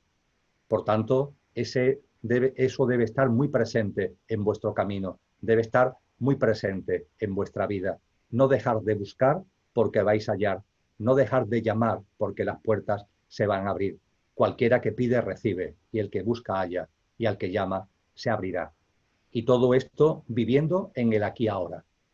Estamos en una época donde se habla mucho del aquí ahora, se habla mucho del momento presente, se habla mucho de la atención plena, y desde luego que está muy bien, pero tenemos que ser conscientes que el poder de la hora, que la práctica del momento presente, que la atención plena o mindfulness, como se da a denominar, eso está en la sabiduría profunda, en la sabiduría que viene de las noches de los tiempos. Y Jesús de Nazaret también hace referencias claras al respecto. Os pongo un ejemplo tomado del Evangelio de Mateo, capítulo 6, versículos 25 al 34. Dice, así que no temáis por el día de mañana, que el día de mañana traerá su fatiga. Basta al día su afán, basta al día su afán. Esto es vivir el presente. Las ocupaciones cotidianas es en donde nos tenemos que centrar, lo que corresponde en este momento. No estar con la cabeza siempre en el pasado, ni con la cabeza en el mañana. No estar con las preocupaciones. Céntrate en lo que corresponde a este día, porque cada día tiene su propio afán. Céntrate en el momento presente. Por muchas razones, entre otras cosas, porque al centrarte en el momento presente vas a eliminar muchas de esas perturbaciones, muchas de esas turbulencias emocionales y mentales a las que hacíamos referencia hace un rato. No te precipites, no estés con la cabeza viajando por el tiempo, vive este momento presente siendo consciente de que cada día tiene su propio afán. Y por supuesto, el compartir está íntimamente relacionado con los círculos de compasión, con la compasión. Hemos utilizado ya la palabra compasión varias veces. Ha llegado el momento de que profundicemos en ella a la luz de lo que nos enseña Cristo Jesús. La palabra compasión tiene una configuración de dos palabras, compasión, compasión. Significa, en definitiva, compartir la pasión del otro, compartir lo que el otro está viviendo. Y ojo, compartir lo que el otro está viviendo, sea desde la tristeza o sea desde la alegría.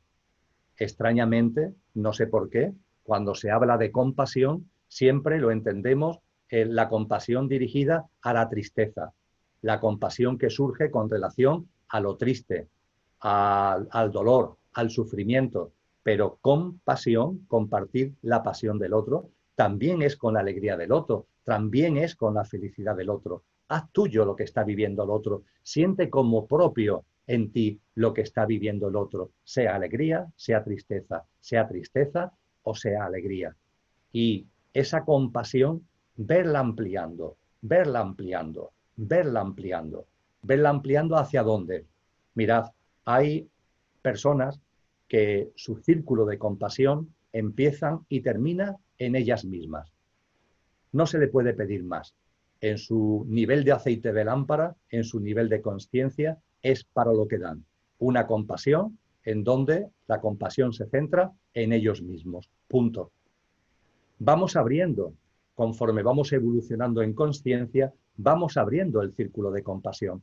Y abriendo el círculo de compasión lo abrimos a nuestros familiares, a nuestros amigos, a nuestros seres queridos.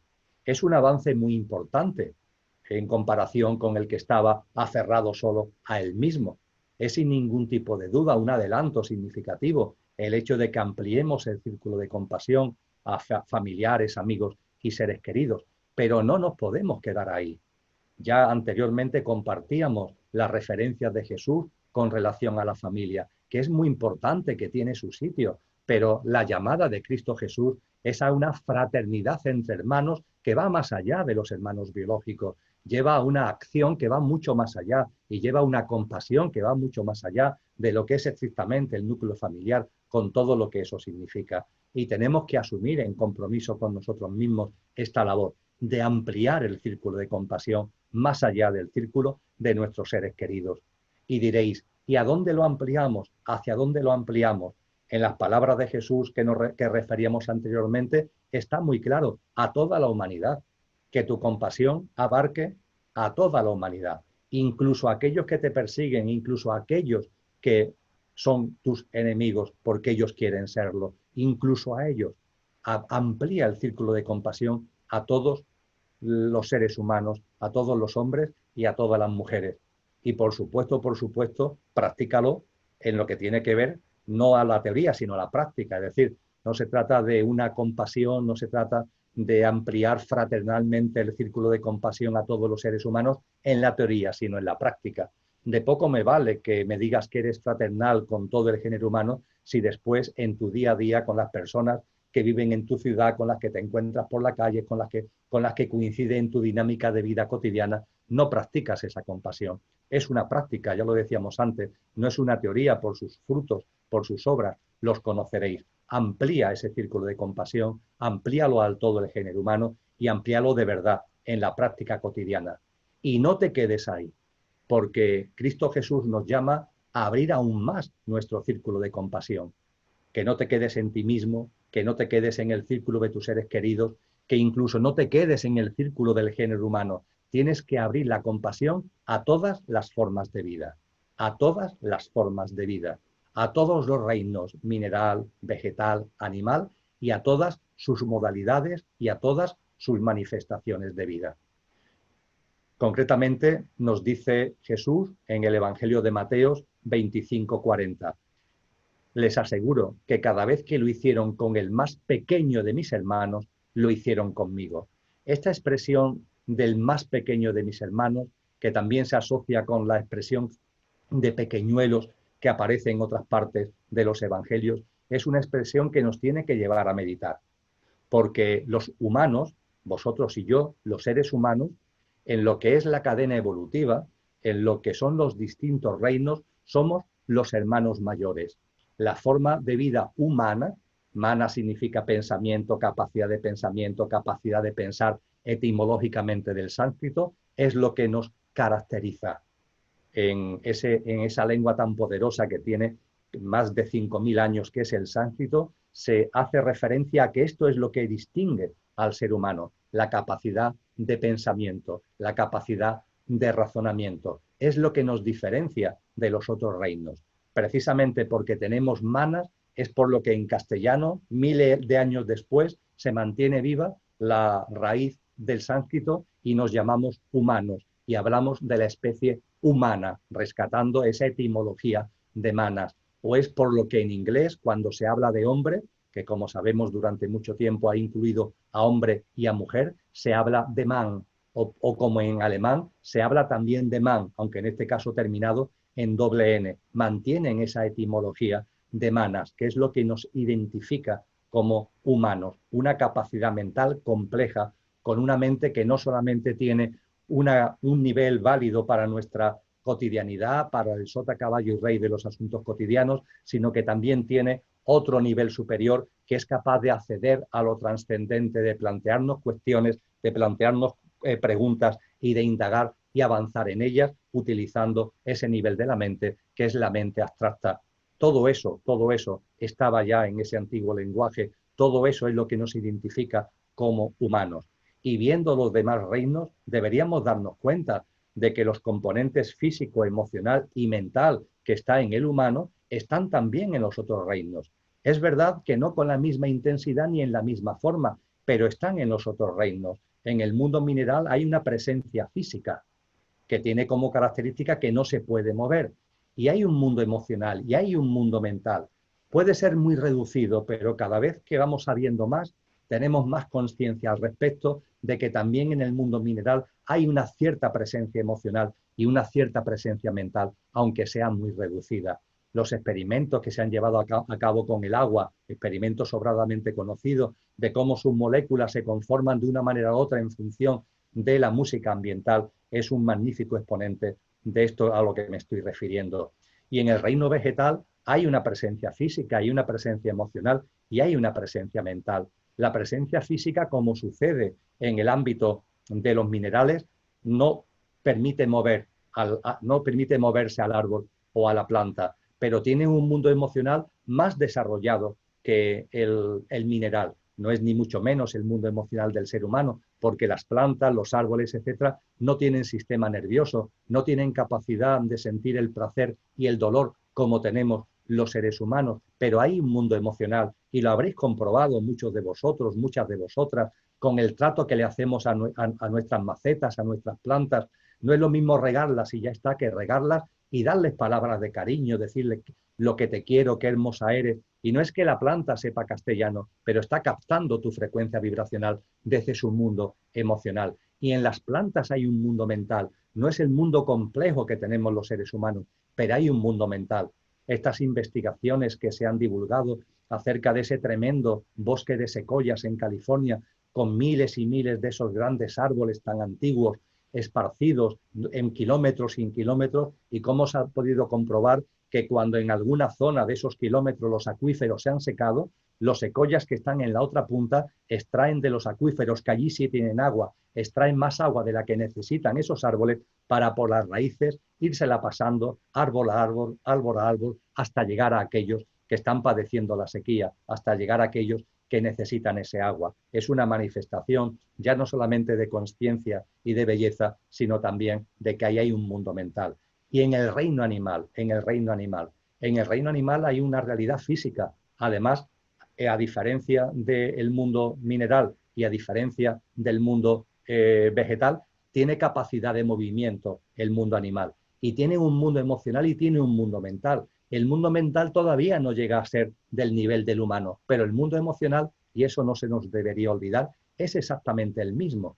Tienen sistema nervioso, más o menos complejos en función del animal del que estemos hablando, pero tienen ya un sistema nervioso y tienen ya un mundo emocional con la misma capacidad de sentir placer y dolor que tienes tú mismo. Esto nos debe llevar a mirar a esos reinos de la naturaleza de un modo mucho más consciente. Y cuando estamos hablando de ampliar los círculos de la compasión, tenemos que llevar la compasión a todos estos reinos. Al animal, por supuesto, porque cuando le hacemos daño, insisto, tienen la misma capacidad de sentir placer y dolor que nosotros. Ojo, por tanto, con nuestra alimentación, ojo, por tanto, con esas explotaciones ganaderas donde actualmente viven en condiciones absolutamente deplorables, como auténticos campos de concentración, sometiendo a productos de laboratorio, hormonas para el crecimiento, hoy día a 110.000 millones de animales. Que nuestro corazón se conmueva, que nuestro círculo de compasión se conmueva. Y somos los hermanos mayores desde el punto de vista, y esto es una enseñanza esotérica que está en el cristianismo inicial, desde el punto de vista de que el tipo de alma que está encarnada en el mundo mineral, en el mundo vegetal y en el mundo animal es un alma que se llama grupal. Es decir, es un alma que todavía no se ha individualizado. Es como si al árbol del alma universal le hubiera salido una rama, pero en la rama aún no hubieran salido hojas. Las hojas son las almas individuales. La rama, metafóricamente hablando, sería un alma grupal. Y un alma grupal tiene la capacidad de plasmarse a la vez, de encarnar a la vez en distintas formas de vida, bien en el reino mineral, bien en el reino vegetal, bien en el reino animal. Y el alma grupal, conforme va evolucionando en consciencia, va cada vez encarnándose en menos formas de vida, hasta que hay un momento determinado que en su evolución en consciencia se individualiza. Fue así como se individualizó tu alma hace eones de tiempo. Fue así como se individualizó el alma que en mí está encarnada hace eones de tiempo. Y nosotros, al tener almas individualizadas, somos los hermanos mayores y debemos tener consideración y atención a esos hermanos pequeños de lo que nos habla Jesús en el Evangelio de Mateo 25:40. Estar atentos a esos hermanos pequeños, porque el trato que tengamos hacia esos otros reinos de la naturaleza, si es de amor, estaremos facilitando el proceso de avance del alma grupal, estaremos posibilitando el proceso evolutivo del alma grupal para ir avanzando hacia su individualización. En cambio, cuando lo que hacemos es dañarlo desde nuestra inconsciencia, cuando lo que hacemos es vilipendiarlo, cuando lo que hacemos es, en definitiva, descuidarlo por completo, poniéndonos por encima y despreciándolo, estamos dificultando el proceso evolutivo de esas almas grupales. Es una enorme responsabilidad que tenemos como hermanos mayores. Es una enorme responsabilidad la que tenemos los humanos con relación al resto de los reinos de vida. En todo lo que es el mensaje cristiano, todo esto está enormemente presente. Y desde luego, para ir ya terminando, para ir entrando ya en la parte final de la tarde de hoy y de nuestro encuentro, en los evangelios cristianos y en las palabras de Jesús encontramos, hablando de prácticas cotidianas, hablando de prácticas diarias, nos encontramos una llamada muy potente a la práctica, la ejercitación y el compartir de nuestros dones y talentos. Y en particular os llevo al Evangelio de Mateo, en este caso al capítulo 25, 14-30, donde se habla con claridad de estos dones y talentos. Mirad, todos los seres humanos tenemos dones y talentos, entendiendo por tales nuestras capacidades innatas, nuestras cualidades, nuestras facultades, nuestras aptitudes, nuestras destrezas, que son absolutamente innatas. Después, en nuestra vida, podemos aprender técnicas para su mejor desarrollo, pero los dones y talentos nacen con nosotros. Y el que cada uno tenga sus dones y talentos, porque cada uno tenemos los nuestros, son extremadamente variados, son una pista muy importante sobre nuestro propósito de vida. Hablábamos ayer de que en cada encarnación sembramos con nuestras obras y cuando desencarnamos en el plano de luz recogemos la cosecha. Y si esa cosecha ha sido rica, no es de piedra, sino que ha sido una cosecha de amor, de compasión, etc., podemos extraer aceite que echaremos en la lámpara sobre el que ya había. Sumaremos ese nuevo aceite al que ya había en nuestra lámpara. Y en un momento determinado volvemos a encarnar, para en la nueva encarnación volver a sembrar, para que cuando desencarnemos nuevamente recoger la cosecha, a ver qué aceite podemos extraer y sumarlo al que ya hubiera en la lámpara y así volver a encarnar. Pues bien, cada vez que encarnamos, traemos un propósito de vida.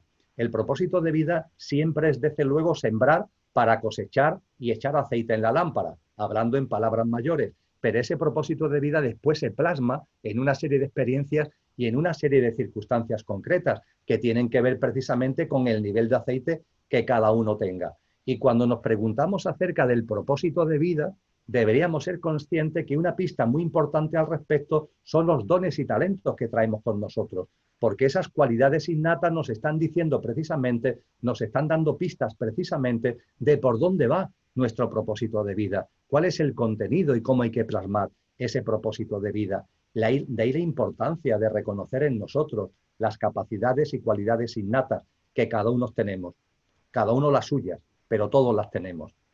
Cuando se habla de los dones y talentos, con mucha frecuencia hay gente que no sabe cuáles son sus dones y talentos. Y se pregunta, ¿cómo puedo darme cuenta de cuáles son mis dones y talentos? La realidad es que es muy sencillo, porque los dones y talentos tienen que ver con todas aquellas cosas que despliegas, con todas aquellas cosas que al actuar en ellas o con ellas no tienes ningún tipo de esfuerzo. Lo que te produce la acción de llevarlas a cabo es entusiasmo, ningún esfuerzo, entusiasmo. Y se vive la sensación de estar fuera del tiempo, como si no hubiera tiempo, como si el tiempo hubiera dejado de existir. Y te encuentras pleno y en pleno gozo cuando lo estás llevando a cabo. Y cada uno tenemos estas cualidades innatas, cada uno las suyas. Y no hay que caer en un criterio productivista de jerarquizarlas. Estas son más importantes, estas lo son menos. En absoluto, todas son igualmente importantes. Daros cuenta que al ejercitar un don o un talento lo hacemos con entusiasmo. Y entusiasmo es una palabra de etimología griega que significa Dios en ti, Dios en mí. Porque cuando plasmamos nuestros dones y talentos, cuando los ejercitamos y cuando los compartimos, estamos sacando a la palestra lo mejor de nosotros mismos, nuestra divinidad más íntima y más sagrada que se materializa en esos dones y talentos que todos tenemos, cada uno los nuestros, y que no son ni más ni menos importantes. Tan importante y tan notable es el don de mirar al espacio y vislumbrar las leyes de la astrofísica como el tener buena mano para la cocina o el bricolaje. Todo tiene su sitio. Y sobre esto, Jesús de Nazaret es muy contundente y es muy consistente. Y en ese pasaje del Evangelio de Mateo, en el capítulo 25 que antes os refería, se llama a que esos talentos que todos los tenemos, no los metamos bajo tierra, no los tengamos guardados, porque es lo que nos sucede, lo que le sucede a muchos, nos puede suceder a cualquiera, que nuestros dones y nuestros talentos, en lugar de ejercitarlos y compartirlos, poniéndolo también al servicio de los demás, lo tenemos guardado bajo tierra. En esos pasajes del Evangelio se nos habla de un señor que se va de viaje y a las personas que trabajan para él le da unos talentos. Talento entendido en aquella época como moneda romana, pero que es un magnífico símil para lo que estamos hablando. Y cada uno de sus trabajadores hace con los talentos muchas cosas, distintas cosas. Y cuando el Señor vuelve, le pregunta a cada uno qué ha hecho con sus talentos. Y cada uno le va contando lo que ha hecho. Y llega por fin el último, que le dice que lo que ha hecho con el talento, como no quería perderlo, no vaya a ser que el Señor se fuera a enfadar, como no quería perderlo, lo que ha hecho es guardarlo bajo tierra y que ahí lo tiene, que se lo devuelve. Y es muy difícil encontrar pasajes en el Evangelio, en palabras de Jesús, en parábolas de Jesús, en los que se utilizan términos tan duros como los que este Señor utiliza hacia el trabajador que ha cogido el talento y se ha limitado a guardarlo bajo tierra. Porque nuestros dones no están para meterlo bajo la cama, están para ponerlo como una lámpara encima de la cama, encima de una mesa, para darnos luz a nosotros mismos y darnos luz al mundo. Esto, amigos y amigas, es muy importante. Hemos hablado de cosas esta tarde de una enorme significación. Hemos hablado de confianza en la vida, de amor uno mismo y de amor al prójimo, de perseverancia, de compasión. Hemos hecho un recorrido por los contenidos fundamentales del Sermón de la Montaña, pero ojo, con algo tan directo, tan elemental, tan simple como son los dones y talentos. Y ayudemos a los demás también, no solamente a que se den cuenta de cuáles son sus dones y talentos, sino que lo pongan en práctica. A veces, cuando no te das cuenta de cuál es tu don, cuando no lo tienes claro, una buena práctica es preguntarle a las personas que están cerca de ti, en las que tienes confianza. Y cuando te digan que tienen un don, que, oye, pues yo creo que tú tienes este don, que no aparezca el ego de la falsa modestia. Porque el ego tiene diversas caras y está el ego bravo, pero también está el ego a la defensiva. El ego a la defensiva es el que utiliza precisamente la falsa modestia, que dice, anda ya, yo cómo voy a tener esta cualidad, cómo voy a tener esta capacidad, cómo voy a tener este don. Oye, si es una persona en la que confía y que te conoce, hazle caso, piensa, reflexiona sobre la que te acaba de decir. Puede ser que te esté dando una pista muy importante acerca de ese don y talento que tiene. Y a partir de ahí, cuando vamos descubriendo nuestros dones y talentos, tenemos que ejercitarlos y compartirlos. Siempre hay margen de maniobra, aunque nuestra actividad laboral vaya por otros derroteros, siempre hay margen de maniobra a lo largo del día, los fines de semana, los periodos vacacionales, siempre hay margen de maniobra para compartir, para ejercitar y compartir nuestros dones y talentos, y siempre hay un momento para colaborar con otros, que esto es de hecho lo que significa de verdad la educación, colaborar con otro para que saque lo mejor de sí mismo. Siempre hay oportunidad, siempre hay ocasión para que colaboremos con las personas que están a nuestro alrededor, ayudándolas a que se den cuenta de cuáles son sus dones y talentos y que lo pongan a flote. Y ojo en nuestras relaciones familiares, ojo a aquellos que tenéis responsabilidad como madres y como padres, como abuelos y como abuelas, contribuir en vuestra educación como educadores con relación a vuestros hijos e hijas, con relación a vuestros nietos y nietas, contribuir a esto, contribuir a que saquen lo mejor de sí mismos, ayudarles a que descubran y ejerciten y compartan los dones y talentos, aunque sean dones y talentos que en tus paradigmas a ti no te gusten, porque muchas veces los padres se empeñan en que los hijos sean los que ellos, los padres, quieren que sean. Pero la responsabilidad de un buen padre, de una buena madre, la responsabilidad de un buen educador es ayudar a que cada uno sea lo que es. Y los dones y talentos nos están diciendo mucho acerca de esto. El Evangelio de Marcos, capítulo 4, el versículo 21, se nos dice, ¿acaso se trae la luz para ponerla debajo del celemín o debajo de la cama?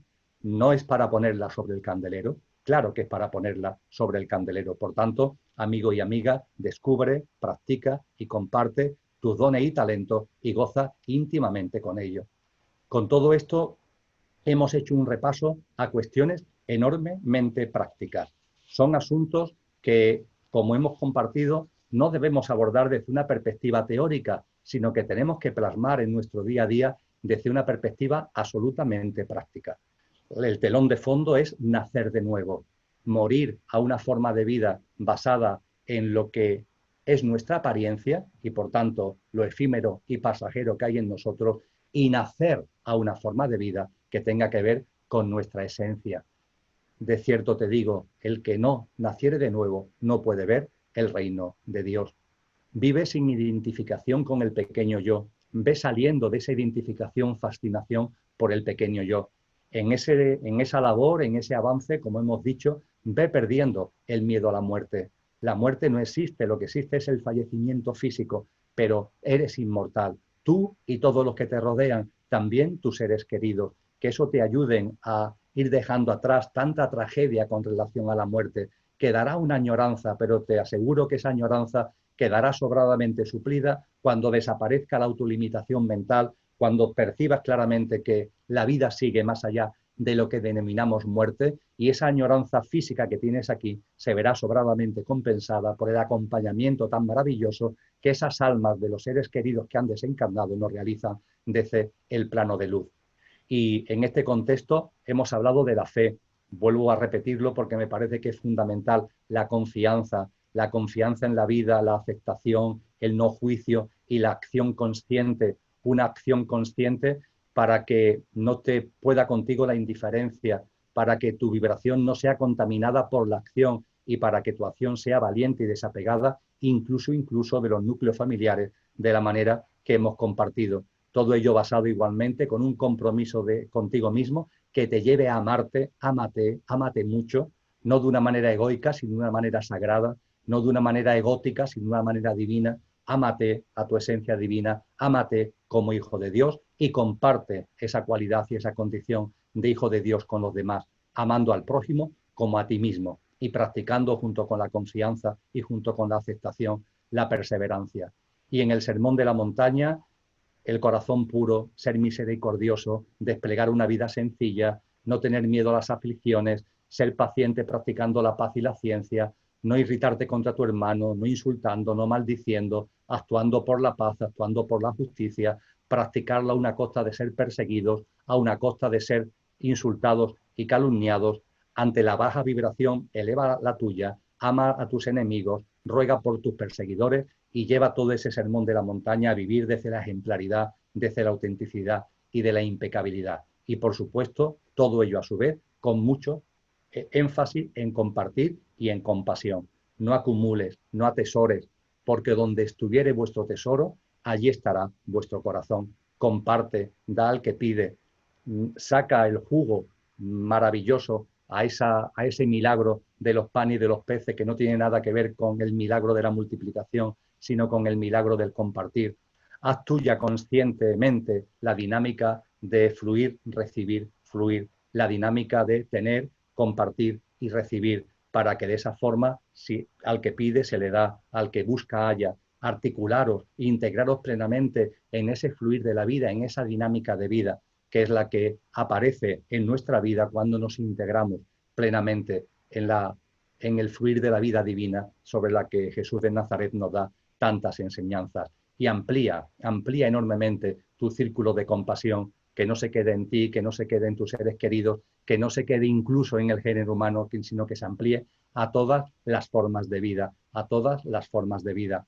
Mirad, amigos, cuando vayamos evolucionando en conciencia, no hace falta esperar a la séptima humanidad, lo podemos hacer ya en el momento presente. Jesús ha abierto las puertas para que no tengamos que esperar, para que no vayamos en el pelotón de evolución humana hacia la séptima humanidad, ahora el corte que va a dar lugar a la sexta. Tú ya puedes transformarte en Dios, tú ya puedes sacar todo lo que tienes de ti mismo y plasmarlo desde tu más absoluta divinidad. No hace falta que esperes, hazlo ya, hazlo ya.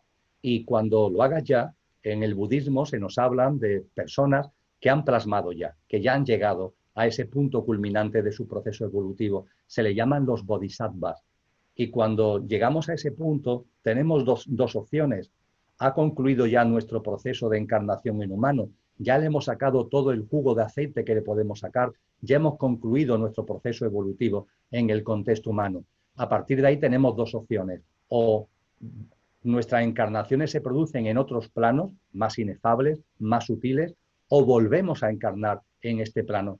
Y los bodhisattvas, que son la mayoría de las almas individualizadas encarnadas en seres humanos que van llegando a este punto culminante, optan por volver a encarnar en este plano y realizan, lo podéis encontrar en internet, lo que se llama el voto del bodhisattva, el voto del bodhisattva. El voto del Bodhisattva es un compromiso con uno mismo desde un punto de vista álmico de volver a encarnar en este plano hasta que desaparezca el sufrimiento de todos los seres sintientes de todos los mundos, hasta que desaparezca el sufrimiento de todos los seres sintientes de todos los mundos.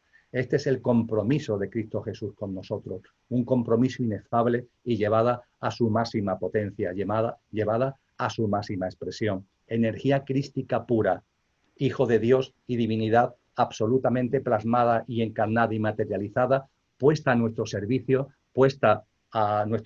desde el punto de vista de la enseñanza, de la maestría, de la sabiduría, de las prácticas de vida que tenemos que desarrollar, del camino que debemos seguir, por amor, solamente por amor. Que esto nos sirva como telón de fondo en nuestra cotidianidad, y a veces cuando podemos percibir que en nuestra vida cotidiana se produce un problema, se produce otro problema, que tengamos en cuenta todo este trasfondo tan importante que supone que la energía crística más excelsa se encarne en el planeta Tierra, se haya encarnado entre nosotros por puro amor. Esto ayuda mucho en lo que es la dinámica de nuestro día a día.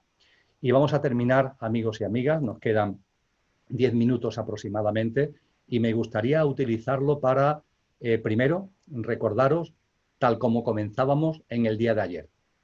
Comenzábamos con el Evangelio de Mateo 18:20, que nos dice: porque donde están dos o más reunidos en mi nombre, allí estoy yo en medio de ellos. Es lo que nos dijo Cristo Jesús: porque donde están dos o más reunidos en mi nombre, allí estoy yo en medio de ellos. Él está aquí, en medio de nosotros, en las cientos de personas que estamos aquí en esta ventana virtual, pero muy ligados, con distancia física, pero muy ligados desde nuestro corazón, muy ligados desde nuestra alma. No tengo ningún tipo de duda que el hambre que teníais para plasmar en vuestra vida lo que realmente sois se incrementa cuando se recuerdan esta sabiduría y estas enseñanzas de Cristo Jesús. Este taller habrá puesto, así lo espero, un modesto grano de arena para que ese hambre, para que ese compromiso, para que ese amor a vosotros mismos puesto al servicio de los demás como amor al prójimo se haga todavía más presente en nuestra vida.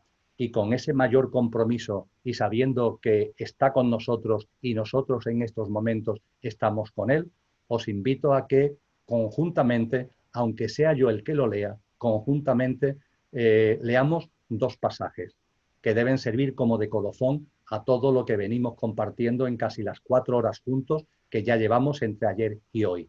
Que leamos dos textos, son breves, y que aunque yo lo lea, lo hagamos nuestro todos, saboreándolo cada palabra. Por una parte, vamos a leer, aunque yo lo exprese verbalmente, el célebre himno al amor, que aparece en la carta a los Corintios, capítulo 13, versículos 1 a 13. Esa carta al amor que nos legó Pablo de Tarso, que nos legó San Pablo, y que refleja maravillosamente la parte más profunda, la parte más esotérica y la parte más práctica de las enseñanzas de Jesús de Nazaret.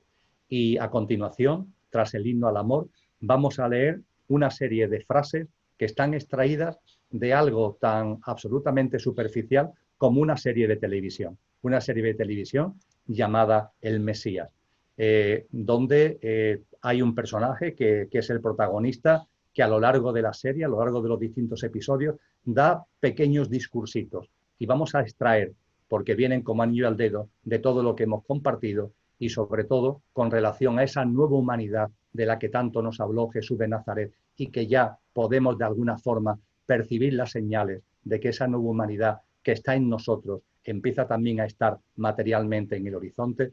Y estas frases que vamos a sacar de estos discursos de la serie El Mesías, junto con el himno al amor, será el colofón de este taller. Si os parece, amigos y amigas, vamos a leer conjuntamente, por tanto, primero el himno al amor. Os recuerdo su contenido. Aunque yo hablara todas las lenguas de los hombres y de los ángeles, si no tengo amor, soy como una campana que resuena o un platillo que retiñe. Aunque tuviera el don de la profecía y conociera todos los misterios y toda la ciencia, aunque tuviera toda la fe, una fe capaz de trasladar montañas, si no tengo amor, no soy nada. Aunque repartiera todos mis bienes para alimentar a los pobres, y entregar a mi cuerpo a las llamas, si no tengo amor, no me sirve para nada.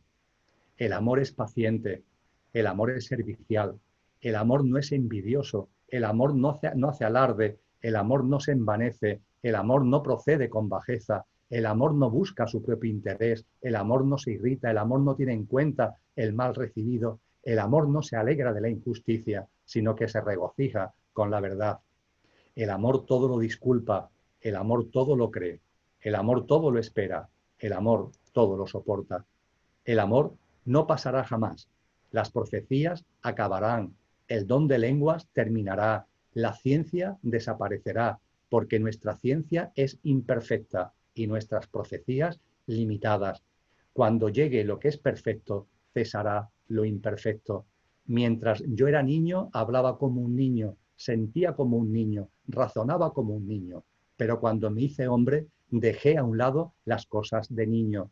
Ahora vemos como en un espejo, confusamente. Después veremos cara a cara. Ahora conozco todo imperfectamente. Después conoceré como Dios me conoce a mí. En una palabra, ahora existen tres cosas: la fe, la esperanza y el amor. Pero lo más grande de todas es el amor. Y efectivamente, amigos y amigas, este es el gran mensaje crístico, el amor, de la forma que se ha expresado en este maravilloso himno. No es un amor emocional, es un amor con mayúscula, es un amor de verdad, es un amor divino, y ese amor divino está en nuestro corazón y estamos llamados a plasmarlo plenamente en nuestra vida cotidiana. Y ahora, después del himno del amor, estas breves palabras extraídas de la serie El Mesías, sobre la que pido que también reflexionéis, porque tienen mucho que ver con el momento presente y tienen mucho que ver con la importancia del mensaje de Cristo Jesús en la actualidad. Tener en cuenta que el mensaje de Cristo Jesús, desde que se lanzó, desde que se puso sobre la mesa, desde que en su vida pública y privada lo desarrolló y lo divulgó, adquirió plena vigencia. Pero hay una parte muy importante de ese mensaje que es especialmente importante para el momento presente, porque como hemos compartido tantas veces a lo largo de este taller, hay ciclos, y el ciclo de esta humanidad hay señales que anuncian que ya está agotado, que ya está en momento de conclusión y que por tanto estamos ya en transición hacia una nueva humanidad. Y la gran cuestión que nos tenemos que plantear es si nos hemos invitado a ella, si nos hemos autoinvitado a esa nueva humanidad. La nueva humanidad la tenemos dentro. Esa nueva humanidad la vamos a plasmar fuera, la parusía de la que habla Jesús de Nazaret. Y lo que tenemos que plantearnos con seriedad y con rigor es si nos estamos autoinvitando a esa nueva humanidad, porque esa invitación nadie la puede hacer por nosotros. Es algo que tiene que hacer cada uno consigo mismo. La nueva humanidad, ¿estás invitado a ella? Escuchad lo siguiente. Los textos sagrados afirman que en el día del juicio final, en los arcos del templo de Jerusalén, colgará una balanza para pesar todas las almas. ¿Y si os digo que ha llegado ese día? Un día en el que ya no se hacen tratos con Dios, en que nadie puede satisfacer nada por otro, solo tú y tus actos, todos ellos. ¿Quién de vosotros considera que tiene el nivel mínimo requerido? Asistimos a los estertores del viejo mundo, de la vieja humanidad. Es su último aliento, su último suspiro. Tenemos que prepararnos para estos momentos. Releer los textos sagrados no os salvará, tampoco os servirá arrodillaros, ni rezar. Esa época ya pasó. Estamos a las puertas de un nuevo mundo, de una nueva humanidad. En ella no se ha invitado a ninguna de las cosas que han constituido los pilares de lo que ya queda atrás. Ni el poder, ni la riqueza, ni la competencia, ni el aferramiento a lo material, ni el desprecio a las otras formas de vida. Nada, nada de esto está invitado. ¿Lo estás tú? Sois los juzgados, sois los elegidos. Estoy aquí para romper el espejo y que podáis ver en qué lado estáis. Lo que veáis, lo elegís vosotros. Es el momento. Amigos y amigas, la balanza se ha inclinado. La historia ha terminado. Ha sido un placer compartir con vosotros este encuentro de 4 horitas, repasando, recordando la sabiduría más profunda, los pasajes más selectos de las enseñanzas de Cristo Jesús, sea por Él y sea en su nombre, y le agradezco enormemente a Kiko su labor de organización de este encuentro. Gracias a vosotros y a vosotras, y gracias a Kiko. Hasta muy pronto. Gracias, Emilio, a ti. Gracias por darme la oportunidad de colaborar un año más en el taller de verano. Un abrazo grande.